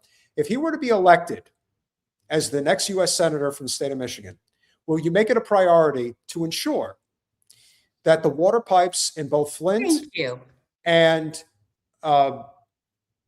what's the other community? Kalamazoo is the paper one, though. That was like that paper factory or whatever it was. Yeah. That you will make it a point to deal directly with the working class areas that are suffering from environmental catastrophe in the state of Michigan. That's what I would ask. I would say, can Flint finally have some clean fucking water? Correct. It's been since 2014. That's 12 years that these people have not had clean water. And it's not like they can leave. So, I would ask that. That's a good one. Yeah, and this is part of the reason why the Democratic Party, like we've been saying all night, is so heavily compromised, but they are so concerned about their image, which is why we really have to ask ourselves, what exactly is Zoran thinking by doing an event like this with this guy?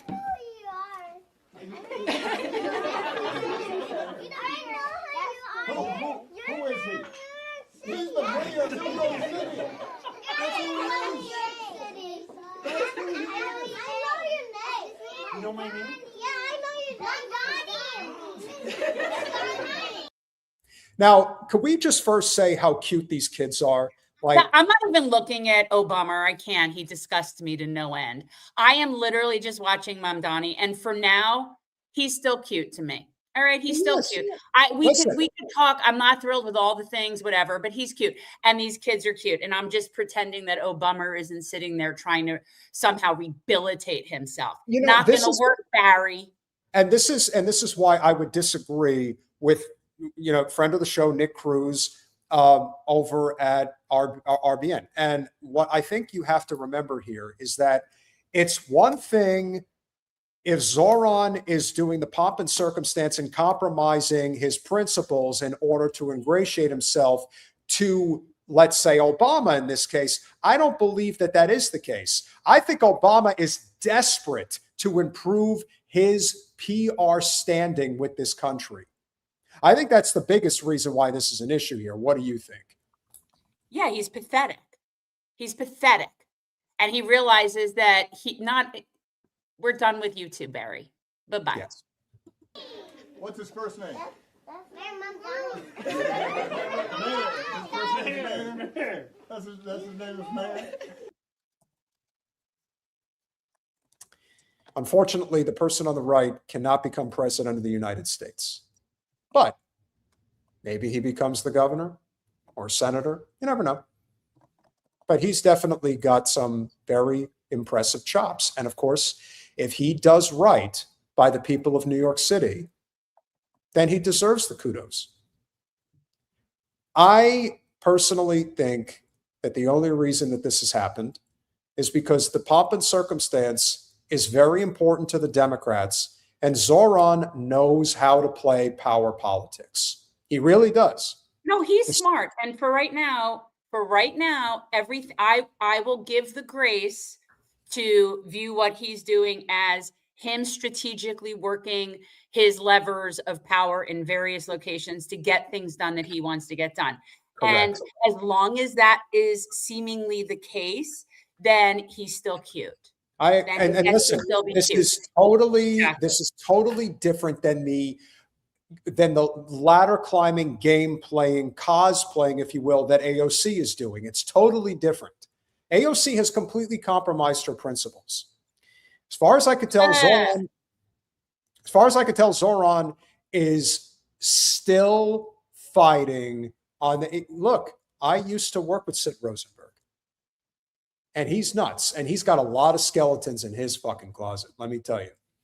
So they are all torn up about this, but I do want to point out, and I think that this is also a key point here, why somebody like Zoran continues to grow, why Abdul El Sayed continues to grow.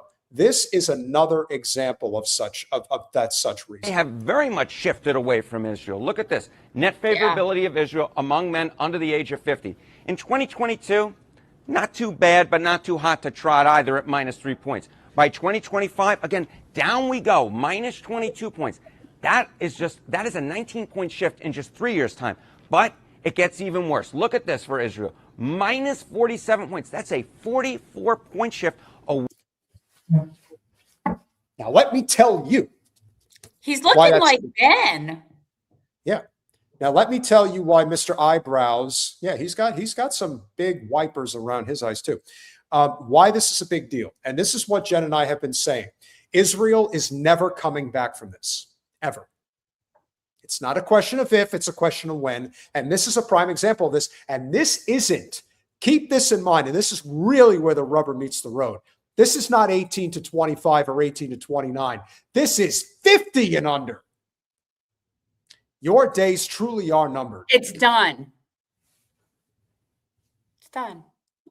Away from Israel on the net favorability amongst young men who, of course, shifted massively into the Republican column back in 2024, and they have been shifting away from Israel over the last 4 years.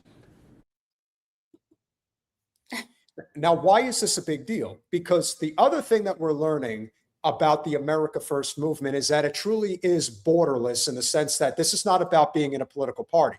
This is about, again, I don't want to hear shit about America only, because either you live in a society or you don't. Now, being America First, there's nothing wrong with that. But America only, no, that don't fly ladies and gentlemen. And keep in mind the other thing too. America If first. you love this country, then you will accept the fact that people like Suad, who was our guest, and the overwhelming majority of people who are Muslim are as highly educated and as hardworking as anybody you'll ever find. You don't like their religion? That's your problem. No one's forcing you to believe what they believe. I'm not a fan of any religion. Yeah, Okay. me neither. So exactly. So that's neither here nor there. But what I do want to point out, because this is something that I had mentioned that I was going to talk about, which I think we should discuss. The problem with some of the youth movement that are pushing in the Democratic Party direction, and Colin, can I please get that message from Micah Efron? So this is the type of Hasbro bullshit that we still have to see on a regular basis. And remember groups like Midas Touch, the Miceless Brothers, they support the state of Israel. We know they do. We know a lot of these guys do. And so Micah Irfan, who is backed by a number of these groups, who is, I think, 20 years old or 22 years old, he comes out and says, fun fact, every war America has started in the last 25 years was initiated by Republicans and ended by Democrats. Now, you couldn't lie harder if you tried. The problem is the massive media manipulation when it comes to what is declared a war and what isn't is also a huge part of the equation. So as you can see, when somebody says, Democrats just voted to end Trump's war in Iran. Did they? They don't have enough votes to stop it. How convenient. This is all pomp and circumstance. How convenient is that? That there's never quite enough votes to do what the majority of people in this country want regarding anything. There's just never enough votes. Now, call me crazy, Jen, and I could be wrong here, but I do believe in the year 2000, when I was still president of the United States, I do believe we had this thing called Kosovo. It's a pretty big deal. That's Clinton. We also had this thing called Libya.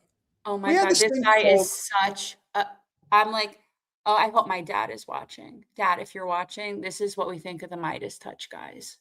We say the same thing when it comes to Syria. Again, that's an Obama special. We say the same thing about Somalia. Yes, the war-torn country that Ilhan Omar fights desperately to bring attention to as well. I'm sorry, how about Libya? I said Libya. Oh, okay. Okay. How about Yemen? How about Yemen? And then, of course, you have Ukraine. Now, if you think for 1 second that the Biden administration was not responsible for that bullshit starting back in 2022, then you don't know jack diddly squat about anything in politics, and you're just a dumbass hack for your stupid establishment who, again, you get paid to pick a side and play this role. The Democrats are saints, and if only we elected more of them, everything would be okay, and all the Republicans are evil. And that is all they talk about incessantly 24/7. You know why? They've gotten all their marching orders. Every single one of these Dem tool places and channels and little talking heads have gotten their total marching orders about the midterms, and they're all going to start pointing out the same talking points. Watch it. They will all start pointing out the exact same talking points, even though those talking points are not true. Also, interestingly, Micah, you're not addressing the fact that wars are actually supposed to be started by Congress, but yet we have been circumventing that since 9/11. And so really every war since then and every conflict has been really started by a Democratic president. Fun fact for you, Micah moron. Since in the last 25 years, more wars have been started by Democrats than Republicans. That's a fact. You're just not including wars, right, Micah, conveniently, because It's true, because we don't declare war anymore. And you know who was the first president to double down on the Patriot Act after the first president who put it in place? That would be Obama. We're drawing Could some have been votes. Obama. That was Barry. He doubled down on the Patriot Act when he had an opportunity to let it lapse and not keep it. Just remember, ladies and gentlemen, the S. Actually, I want to pull that back up again. Colin, can you scroll down? I want to show some people some of this. First of all, I'm going to show you just how, hold on, slow, scroll up, slow, right there. I want scroll. Come on, scroll down a little bit. Look at this number. Colin, you're not, come on, stop right there. Stop yelling at Colin. Look at this, 4,200 retweets and 39,000 likes, which also goes to show you for over almost 500,000 people that saw this. You think people that support Trump are in a MAGA cult? Let me assure you, the blue MAGA cult, that's a real thing. It's real. And so here this guy is saying Iraq, started by Bush, ended by Obama. Afghanistan, started by Bush, ended by Biden. And that's the end. That's the end of his rant. That's where it begins. That's where it ends. But of course, he doesn't want to talk about any of the other things. How old is this kid? Early 20s. And he's put in a Okay, position. So Micah, your brain is maybe not fully developed yet. He probably also hasn't taken off his pull-up diapers. He might still have to. I'm being literal. I'm being serious. Like this is, this is, if he's early 20s, then he's my kid's age and your brain's not fully developed yet. So, maybe you don't really know how to use all of it, but there've been a lot of things that the Democrats have done in between those things. And you know what else? Sanctions are war. Sanctions are illegal war crimes. And we have been putting sanctions for decades through all of these different people. Okay. And all of these total pieces of shit. And our sanctions, it turns out, since I want to say it's 2002 or 2003, our sanctions alone are responsible for killing 35 million people in the world. Yeah. And really, and if you want to go back and look at things like that, which also is important, then you would see the Democrats, same shit, different color. Every country the U.S. has attacked in the 21st century in which presidents authorized the strikes: Afghanistan, Iran, Iraq, Libya, Nigeria, Pakistan, Somalia, Syria, Venezuela, Yemen. You see that? It's pretty mixed bag. And what I would suggest, and I've said this a lot of times, is given the fact that it really doesn't matter who's in the White House. It doesn't matter. I mean, well, now it kind of matters as far as the actual physical White House, because I got to tell you, that thing going near the White House now, it's like Biff's. It looks really great. It looks incredible. It's disgusting. DC is no, but like you can tell, the point is the trajectory is one of colonialism, patriarchy, white supremacy, like all of those things, and capitalism. And the trajectory was the trajectory regardless of which one of those tools was sitting in the oligarch's little, puppet room. Correct. That's it. It doesn't matter. You could reverse it. You could take and put it so that the years there were Democrats, there were Republicans, and that the Congress was Democrat, the other one was right. Switch it all around, jumble it up, and you would end up exactly where we are. And it doesn't fucking matter because they all work for the same people. And Micah, maybe when your brain develops, maybe you'll see that. Maybe you'll see it, but you'll still say it because you're just a whore anyway. I don't know. Yeah, can only be doing it if you're getting paid. Like if you're doing this, I'm sorry, the Midas touch is on the payroll. Yeah, you have to be if you're going to be putting up that type of shit. Yeah.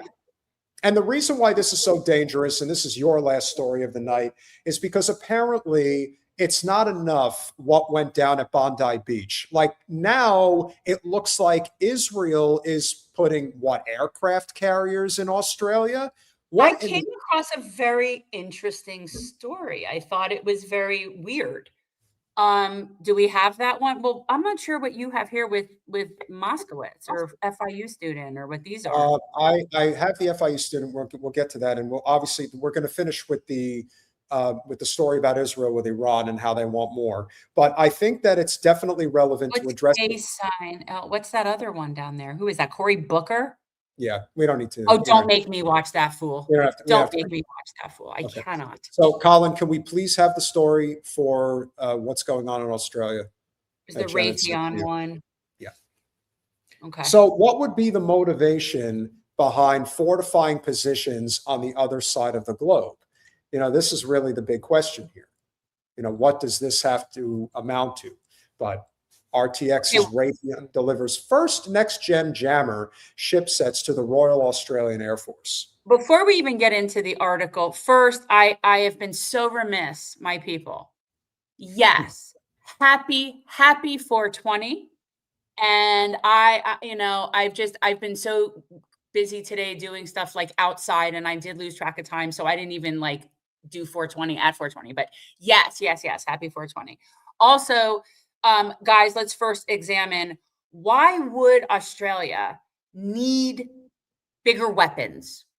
Who's attacking Australia? Is Australia a threat by New Zealand? Are the, Papua New Guinea, are they like, who is threatening Australia? I don't understand. Why would they need this? All right. Just curious.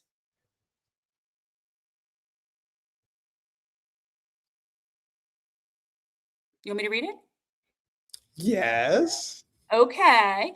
Raytheon, an RTX business, so we'll just say it, Raytheon, has delivered its first next generation jammer pods to the Royal Australian Air Force. NGJ is a cooperative development and production program with the Royal Australian Air Force. It is an airborne electronic attack system containing active electronically scanned arrays that radiate the mid-band frequency range. This is like way like complex. By disrupting enemy radars, Australia has so many enemies. I know, the whole world seeking to get them. By disrupting enemy radars and communication systems, NGJ enables aircrew to remain undetected while airborne, allowing them to execute their missions with greater safety and effectiveness. Okay, so what we need to know, I don't scroll up, because the details of this weapon are not really the issue as much as why is this exactly? And it doesn't even address why. So it's just so typical that in Australia, we would just be giving them all, and nobody questions this. And then the entire article, all it does is talk about the weapons and the company. And there's no discussion as to why are we doing this? So I'm curious, Peter, do you know why is Australia beefing up its air defense? So what I think is happening here, and this is my theory, and again, it's a dangerous theory, but it's one that I think makes sense. I think that the U.S.-Israel alliance is buying up an exceptional amount of real estate in Australia because they're basically trying to fortify their positions against China in the South China Sea. So if you want to know where the Third World War is truly going to take place, well, yes. China has made it very clear that they are coming for the U.S. hegemony with the dollar to the yuan.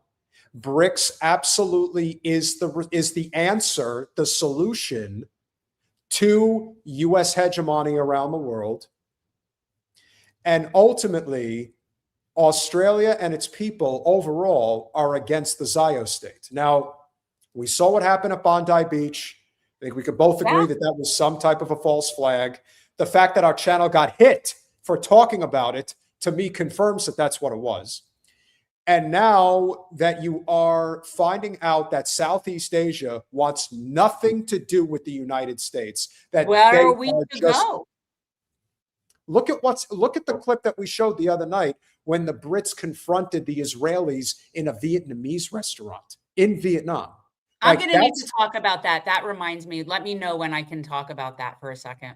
Sure. And I think, well, actually, if you want to throw your thoughts in, but I do think that without question, if there is a reason why Raytheon is sending weaponry to Australia, it's because the US and Israel are looking for a reason to basically build up a foundation that is going to do something regarding combating what's going to happen with the South China Sea.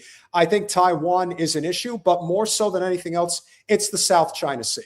This is about controlling resources. This is about controlling waterways. And China is at a point now where it doesn't have to compromise with the United States the way it used to.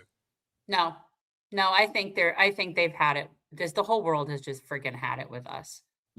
In a way that it's only going to get. So this is what I wanted to talk about with when we saw that clip, and this is like will be one of my sort of pothead questions. The one with the Brits going after the Israelis that were sitting there, right? That was on your show Saturday, right? Guys, was that on his show, or did we do that on Thursday? And I'm like, I can't recall. But anyhow, what I wanted to talk about with that was some of the comments that we got on the clip that we put out for it. And the fact that some of these comments we got were what they were, something I feel like I need to address.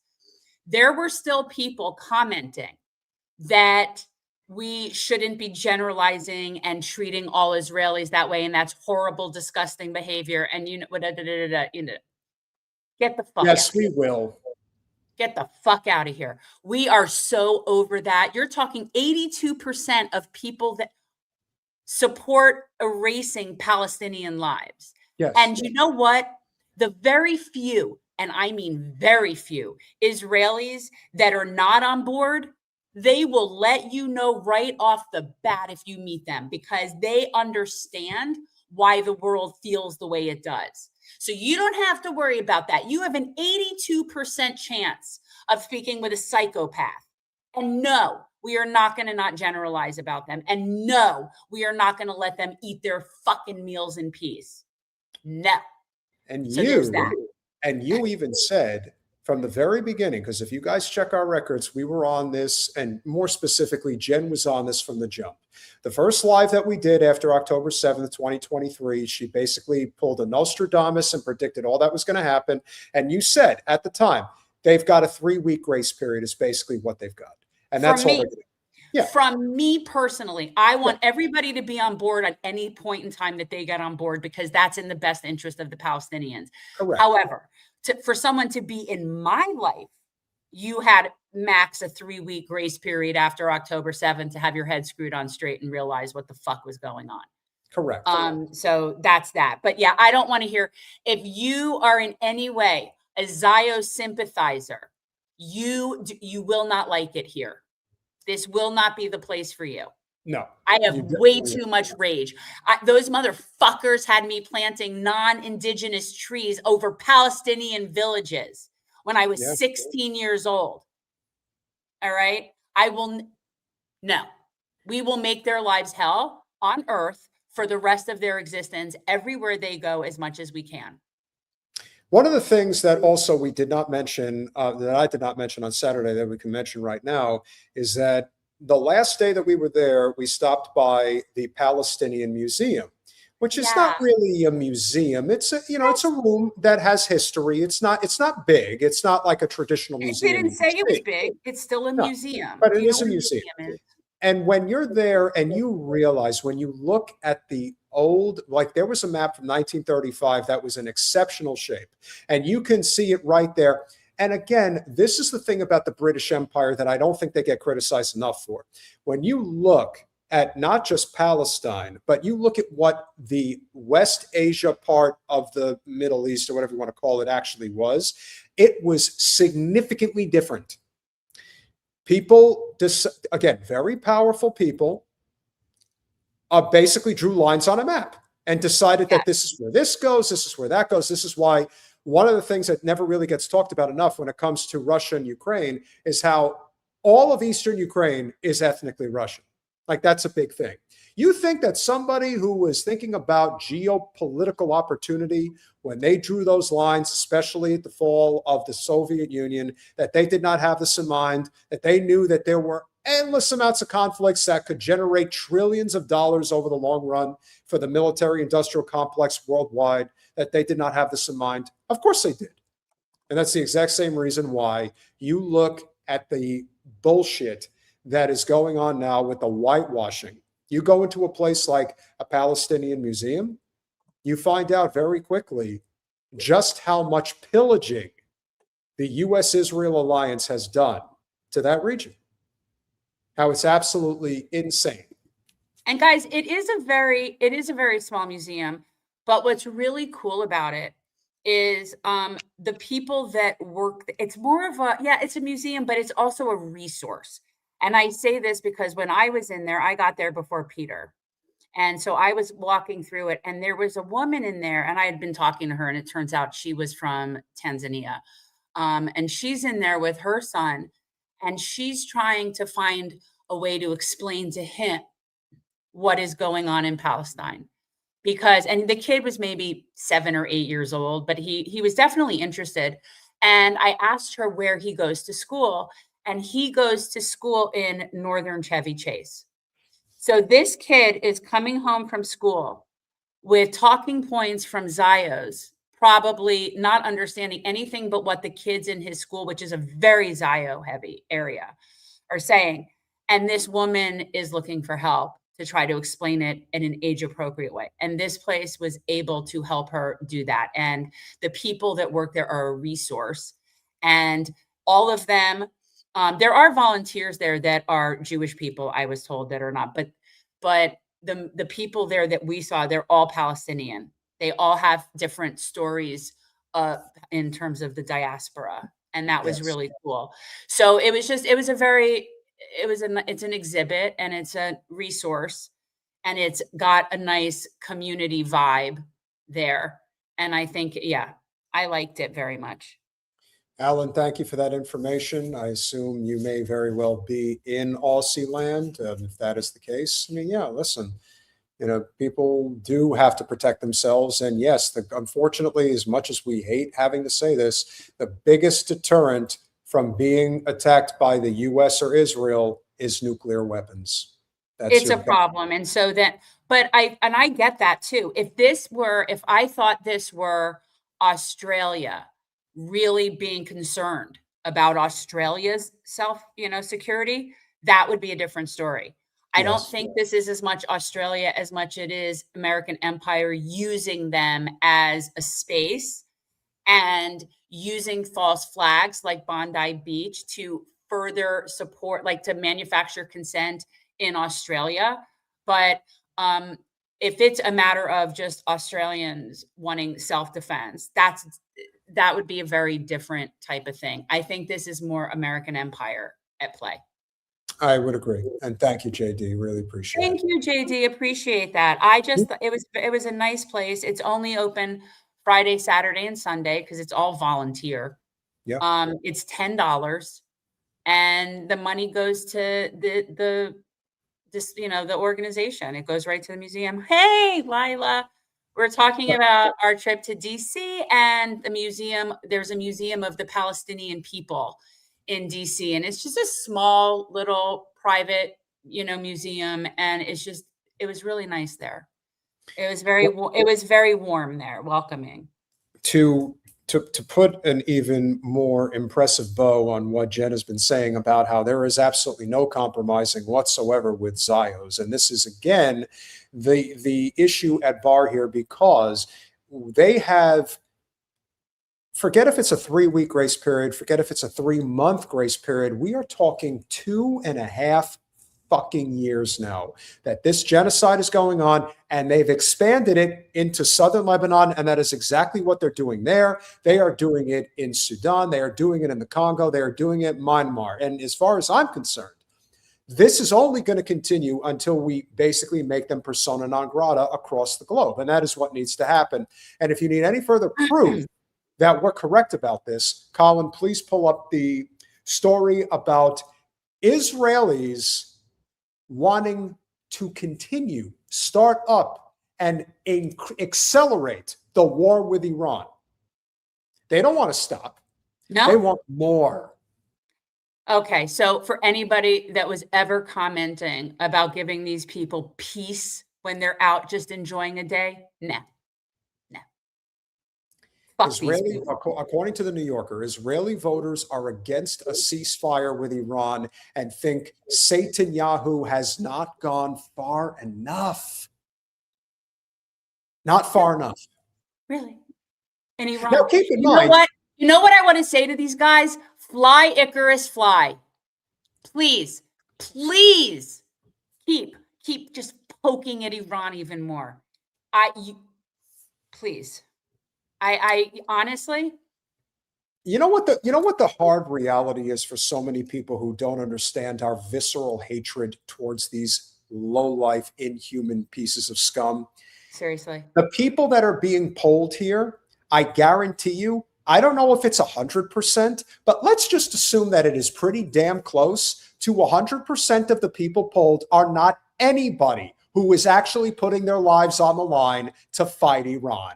They want other people to do this for them, and that is who is being polled. Tell me I'm wrong. No, of course it is. And again, I will say this. Yes, there are a few redeemable people in Israel that are on the right side of history.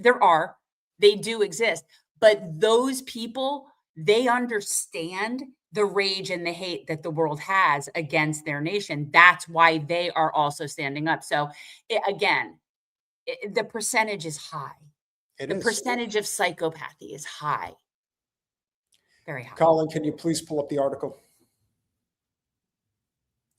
The extremes of Israeli public opinion. Israeli voters are against a ceasefire with Iran and think Netanyahu has not gone far enough. Look at that shit. And just can you scroll up a little higher, Okay, Colin? this is a New Yorker, so let's let's take it call with a that grain of salt, but it is. scroll up a little higher, Colin. This is Netanyahu at the backdrop of a completely blown up area. Is it in Iran? I don't know where it is, but all I know is that if there's one thing we know about Netanyahu, he loves imagery. He loves the cameras. He loves making a good impression. This is one of them. So let's keep going. Since the U.S. and Israel attacked Iran at the end of February, more than 3,000 Iranians have died, and the global economy is now at risk of heading into a recession. You think? But unlike in the U.S., where the war has hurt Trump's political standing, the war remains popular in Israel. Israel, following rocket fire from Hezbollah, has also invaded southern Lebanon. 1,800 Lebanese have been killed that we know of. Again, I'm on this. I'm going to go with my 10 times, sort of like for me, whatever they say, I'm going to multiply it by 10.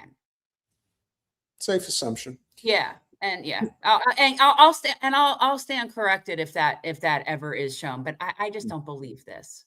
To better understand the state of public opinion in Israel, I recently spoke by phone with Dalia Schneidlin, a polling expert. Schneidlin is a policy fellow at the Century Foundation, a columnist for Haaretz, and the author of The Crooked Timber of Democracy in Israel. During our conversation, which was edited for length and clarity, we discussed why Jewish Israelis are opposed to a ceasefire, despite thinking the war is not going well. So, the complicated political calculations facing Netanyahu and why so much of the Israeli public thinks military force is the only way to solve international problems. Yeah, that's a great question, Eddie. Keep going. They're just sons. They're sons, guys. It's not like any big conspiracy. I'm not sending signals to anybody. They're just sons because our theme was sun for a long time. So I have sun earrings. I'm not. There's no secret voodoo going on. No one has to figure out what my earrings are saying. They're just sons. Scroll up for a second, Colin. I need that line. How would you describe the way Israelis feel about the war with Iran? There is great disappointment in the ceasefire. I think of myself as somebody who's pretty in touch with Israeli public opinion, but even I was surprised to find out that only about a third of Israelis support the ceasefire. And that support is primarily driven by the Arab population because the Jewish population is particularly against it. Keep in mind another Jewish trope about, we'll have other people fight for us, so that's why we're in favor of it. The reason that was really surprising to me is that everybody was living through what felt like a nightmare for almost 6 weeks of war. And it's pretty much all anybody could think about. You can't live under the constant threat of incoming ballistic missile fire anywhere at any time. You have to change everything, where you go, where you don't go, schools closed, shops closed, theaters closed, no traffic on the roads because people don't really go out. Some people's homes were damaged and some people lost their lives. But I think we saw in the surveys was a very strong conviction that the war had not succeeded in its aims, which frankly, it doesn't take a political analyst or expert to know, because Netanyahu had quite clearly stated the aims of the war, and they quite clearly were not achieved. So what aims are you referring to? Prime Minister was conveying rather clearly, even if not always explicitly, that he wanted the Iranian regime to collapse. Yeah, no luck there. And the aim of Israel's military actions against Iran has always been to destroy its nuclear weapons program, which the prime minister takes for granted, and to destroy its ballistic missile capabilities. Again, dumb. And there was often the goal of incapacitating Iran's axis of resistance, what we often call its proxy network. He didn't talk about the last one as much that this time, but it's sort of implicit in a lot of people's minds because he had talked about it so much in the past. And because Hezbollah joined that war very quickly, probably at Iran's request, which gave Israel the excuse that needed to unleash a much more severe assault against Hezbollah. None of these aims have been achieved. First of all, Ziohel never needs an excuse to attack anybody. They don't even need an excuse. They don't care. So Jen, I don't, that's just silly. Jen, if you would. Looking at a recent U.S. public opinion poll, I noticed that the ceasefire was popular while war is not. I imagine many Americans would like the war to stop because they think it is failing. You seem to be saying that Israel has also not achieved its aims, but that the people want the war to continue at a similar or great intensity. Is that accurate? It's as accurate as I can say. I haven't had time to do focus groups and really find out what is behind this. It's a completely new situation. But the way I see it is that it is a bind for Netanyahu because we already saw that after 1 month of the war, support for it was falling in Israel. It was still very high. Remember, the war started with practically a consensus among the Jewish population. The average level of support from the Israeli population overall was over 80% because the Arab population supported it at much lower rates. Well, yeah, but the Jewish population had a sweeping consensus of over 90% support in the first 2 weeks. But by the end of a month, that support was declining. Even among Israeli Jews, it was below 80%, and the overall weighted average was only about 2/3. When you say weighted average, you mean the whole population, Jewish and Muslim and everyone else? Yeah, I use these technical terms only because the Jewish and the Palestinian citizens of Israel are so different on this issue. If there were minor variations, I would just say Israelis. So you're saying that the popularity of the war is falling, perhaps as a reflection of the war not being successful. But at the same time, support is still pretty high and most people don't want a ceasefire. Exactly. That's Okay, what I'm calling Netanyahu's bind, because on the one hand, he was losing support for the war, and it's also not reflective well on him. Personally, he got no political boost. Not him, not his party, not his government. There was a very, very slight lift for his party in the beginning. Can I ask you, what accent do you think you're doing? but not for his coalition. And then by the fourth week, he wasn't doing well. Their solution was to at least continue the war because maybe it would achieve its goals. It's What almost as if, accent is that? Who are you being? it's almost as if Israelis don't think or know about any other option besides war for how to achieve political or strategic security aims, because theirs has always been a complete delegitimation and undermining of diplomacy to the point where most Israelis don't even think that it exists. So if you are Netanyahu, you are in a bind. And if you're just some other Israeli politician and you want to be a leader, you could try and transform that attitude by relegitimating diplomacy or some vision, whatever it may be. But that would take leadership. Okay, James, you're being way too gracious on that. All right. But that would take leadership, and that would take courage. That would take bold vision. That would take somebody who is willing to take political criticism for the sake of standing by his or her convictions. And so far, we don't have any political leaders who have suggested anything like an alternative path on Iran. All right, you guys, all of you are wrong. I don't know what it is. I don't know what you're doing. You're hilarious. It's reminding me of Maud Lebowski, you know, Julianne Moore in The Big Lebowski. I can't possibly think I sound No, you can't do the accent, but it doesn't sound like that. But the premise is it isn't anything. Yeah. Julianne Moore made it up. Maud Lebowski's accent is no accent at all. That's what makes me think of what you're doing. Like that's why nobody could guess what it is. You're Colin, just, how much longer? Sort of like Martin Short in Father of the Bride, where it was no accent. He just made the whole thing up, and it was awesome. Frank? Yes, that was Martin Short. That was very clearly the case. It was no particular accent. He made it up. That's why it was so funny. And so much of the time, he would do it like ad lib in the thing, which I'm sure cracked them up to no end. Well, Yeah, I think we kind of got the gist of what the story's all about, which is effectively, as we've said before, they are in favor of any war that does not involve them getting their hands dirty. As long as somebody else is doing the wet work, if you will, they are totally fine with it. And what they're finding out is that, as we have been pointing out, the disconnect in that culture from the rest of the world is truly remarkable.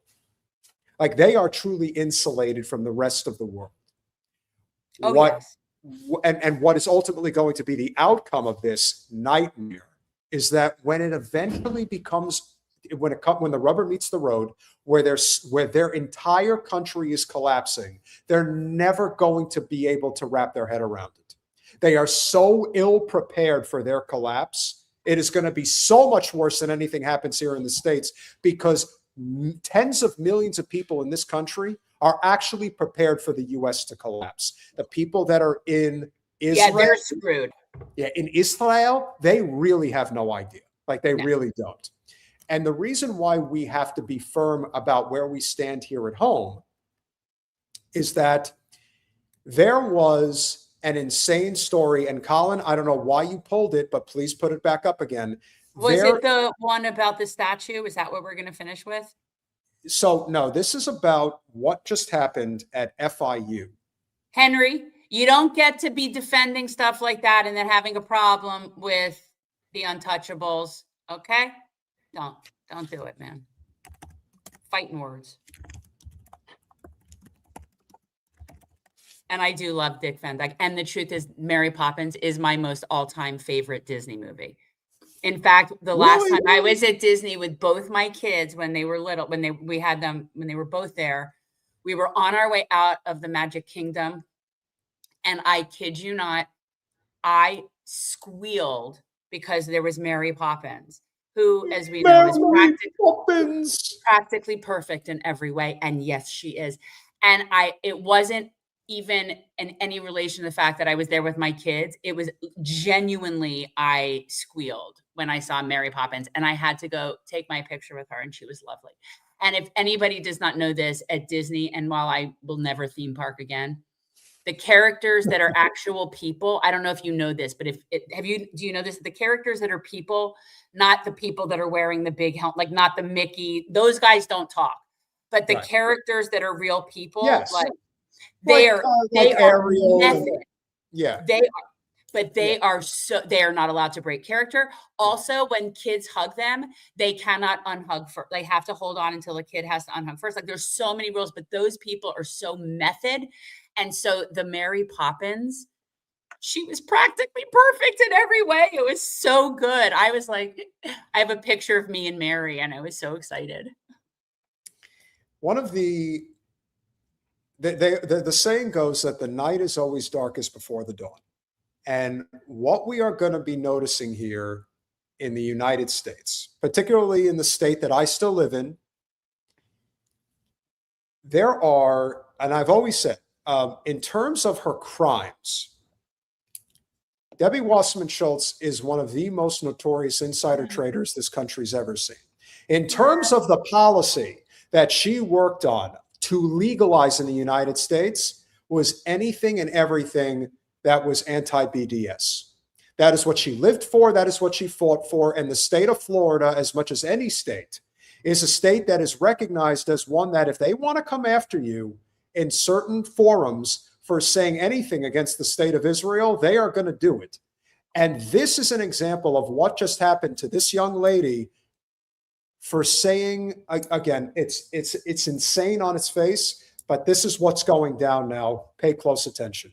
It's unfortunate because I'm assuming she's a senior and going to graduate soon, and now this is going to jeopardize her ability to graduate. A 23-year-old FIU student charged with a felony over messages she wrote in a school group chat.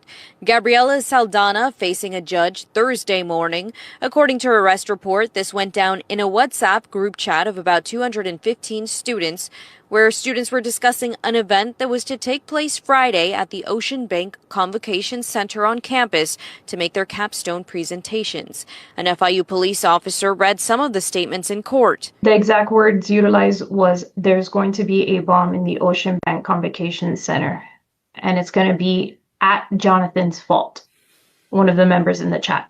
7 News obtaining some bits of that chat.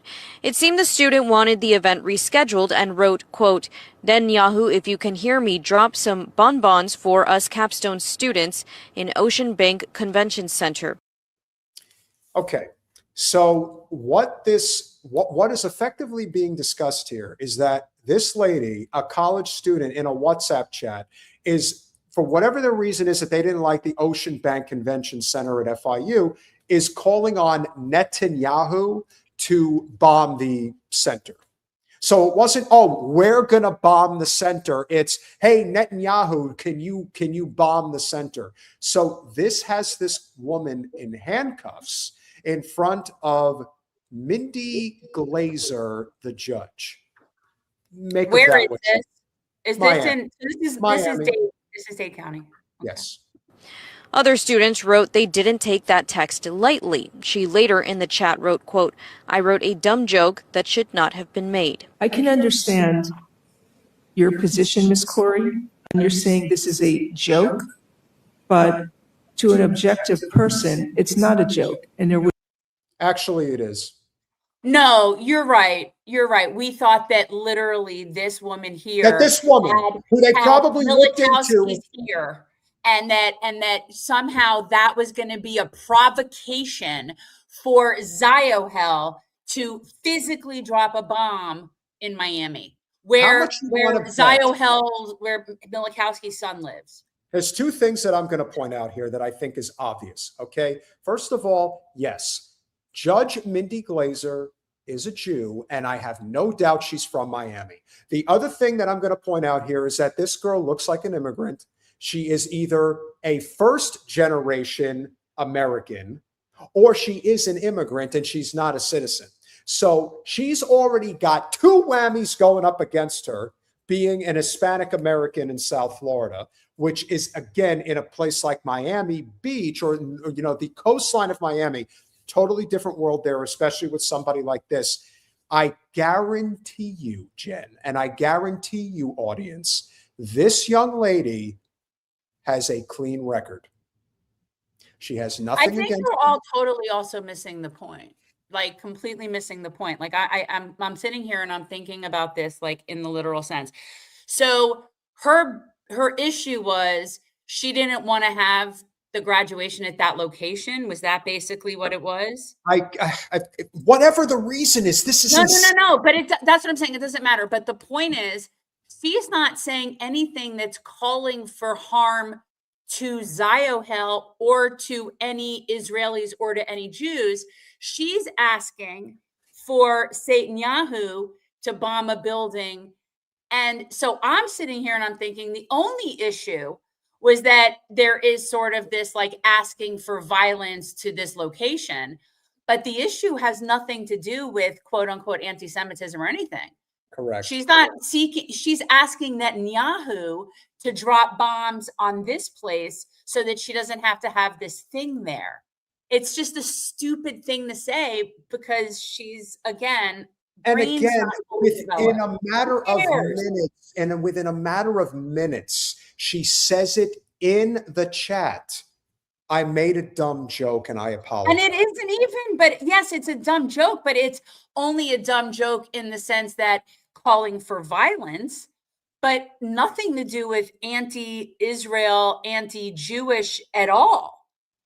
That's the person that seems to be out bombing all the other countries. She's saying, hey, dude, drop one here so that we don't have to have our graduation here. Nothing she even said has anything at all to do with not liking Israel. Sure. That's And what's so interesting about this at all. and I think we're missing the whole point. Yeah, But and then I anyway. think there's also the issue of, was she calling directly to see people get killed? It's like, oh, I hope they drop the bombs here so they could kill all those Exactly. civilians. It's not her Yeah. fault that she knows that that fucker loves dropping bombs. Couldn't have said it better. We'll finish it out. Would be enough for probable cause. I'm not saying it's enough for beyond a reasonable doubt. I don't know what the state's going to be able to prove at trial. Beyond a reasonable But doubt, for what? purposes of Beyond a reasonable doubt, what? That she was planning on, having a conspiracy with Benjamin Netanyahu to coordinate bombs on the thing. What charges? Listen again. person, it's not a joke, and there would be enough for probable cause. I'm not saying it's enough for beyond a reasonable doubt. I don't know what the state's going to be probable cause. I'm not Yes, saying but it's enough for probable beyond a cause reasonable doubt. I for don't know what the what? state's going to be able to prove at trial. But for purposes of this hearing, I believe there is enough for probable cause. I don't know what the charge is. That's what I'm saying. Probable cause for what? I don't know what she's charged with. Is it just I think this terrorist information threat? here, hang on. It's I think this unfortunate has. because I'm assuming she's a senior going to All right. FIU student arrested for wanting Israel's Netanyahu to drop bombs on school's event arena, police say. Now, That's what they say. nothing. Okay. So nothing she said meant that she wanted it to happen while people were there. Like, I don't understand. She wasn't threatening anybody. There's nobody that was threatened. So in order for this to be like a felony, like a charge of threatening to do something, there have to be people that are being threatened, unless she's just, they think she's just wanting to destroy that building. So maybe the charge would be like attempted vandalism. Like, what is the charge? Terroristic threats against who? I don't understand. And that is why, and that judge, they know. The thing is why this is harassment, and maybe it is Zio related in terms of the harassment. It may not be at all, because again, she's not threatening anything having to do with Israel. She's just making what would be a terroristic threat. But it does seem like that judge knows damn well. Forget that you wouldn't have beyond a reasonable doubt, lady. What was her name? Mindy. What's the probable cause, Mindy? I don't understand. Yeah, exactly. It's totally a thought crime. That's why there's no probable cause. And the reason that y'all are bullying her is because you can. And you know that there's no way that would be able to be proven. So why are you parading her around? Why are you doing this, Mindy? And of course, you're picking on somebody who you can clearly tell is not from this country and may very well be in a very vulnerable position. See, these are the bigger issues beyond the fact that whether or not she's a Zio, because again, I don't think now, could it be that there are Zios in that 200 and something WhatsApp chat that just don't like this chick and some of maybe Oh, the she other was stuff she definitely did. ratted out, like 100%. Right, absolutely. 100%. So was she ratted out by Zios to make her that I would believe no for doubt. whatever. But No. the charge and the crime has nothing to do with hate speech or hate talk or anything like that. She doesn't mention anything like that. Yeah. Yeah. And this is an example of why our constitutional rights are being eroded on behalf of the Zion state. So stay vigilant, because Lord knows this is going to get so much worse. We have a few more super chats to get to before it was very likely so. Exactly. That's probably what it was. And, you know, somebody got butt hurt because that's what Zios do. And they're now just trying to prove a point and bully her and make her life difficult. And then she also coincidentally goes up in front of Judge Mindy there, who knows what. But then again, if you're in Miami-Dade, you're going to either have, well, yeah, there's a very strong likelihood that you'll have. Yeah. So, guys, if you live in South Florida and you're not part of the Zio class, get the hell out of there. Get out. well, the probable technically, I was just going to have what the probable cause was. The probable cause would be, is there probable cause to think there's sufficient evidence that this could be terroristic threat? Okay. And the problem I have is then you would have to define a threat to whom or to what. And I just don't see that. I don't see that link being made. I don't. And that would be, and that's the problem. And Mindy knows that. Yep. She I knows agree. 100%. Pirate Justin with the $2, Massie 2028. Let's get him reelected first, and then we'll talk. H299 with the $4.99 super sticker. Appreciate you, my friend. David Todd with the $9.99. I grew up a couple of miles from the front gate of Eglin Air Force Base. All the kids in school, dads were in the military like mine. I never thought I would be rooting for Russia and China to stop us. This unfortunately has very little to do. Lou? Yeah. No, I didn't see her. Where is she? She just walked back there. Oh. Hi, Lou. You got Her introduced. food to is her all friends. back here still because they're painting. I definitely agree, though. We are at a point now where we are actively rooting. We're rooting against our government is what we're doing, because the government is broken beyond repair. Guba 44 with the $9.99. I'm Sri Lankan American. For years now, Zio heli tourists have been populating certain rural parts of Sri Lanka, and they are really obnoxious and throw their weight around. Google it. Hey, we'll cover Sri Lanka on the next live stream. Happy to. Wait, somebody reminded me of something before you move on. People that had commented on my thing about DC and it being just like, this country is just, we're done, and that I can't wait for it to happen. I am never talking about the people that are here. No. I am talking about empire. I am talking about the bully that is going around the whole world, whether you believe America only or America first. I'm never going to be with that. I'm humanity first. So what I want to fall is a bullying empire that has its boot on the neck of most people in the world. That's what I want to happen. And finally, duly noted with the $10, look up horrifying undercount. Ralph Nader says true Gaza death toll could be many times higher than 2024. He's on Democracy Now! And estimated over 300,000 and most likely would double by 2025. Zion Nazi. Yeah, listen, if we're being safe in the safe region, it's 500,000 people. It's at least 500,000 people are dead. At least. Could be 750,000. I don't see how it would be. We passed that already. I don't see how that's possible. Our goal is to continue to speak truth to power, because that's all we have left. And if we they don't count the number that they give. It's just who comes up in the morgue. It's the bodies or pieces thereof that they can identify that show up. Mm-hmm. So, okay. We're going to treat it like if we see one, there's 50 of them. That you can't see. Yep. Correct. We're going to say that. Then do the math. With that being said, smash that like button, share, subscribe, do all those things we ask you to do. We love you all. We appreciate you all. Thanks for sticking around for a very long stream.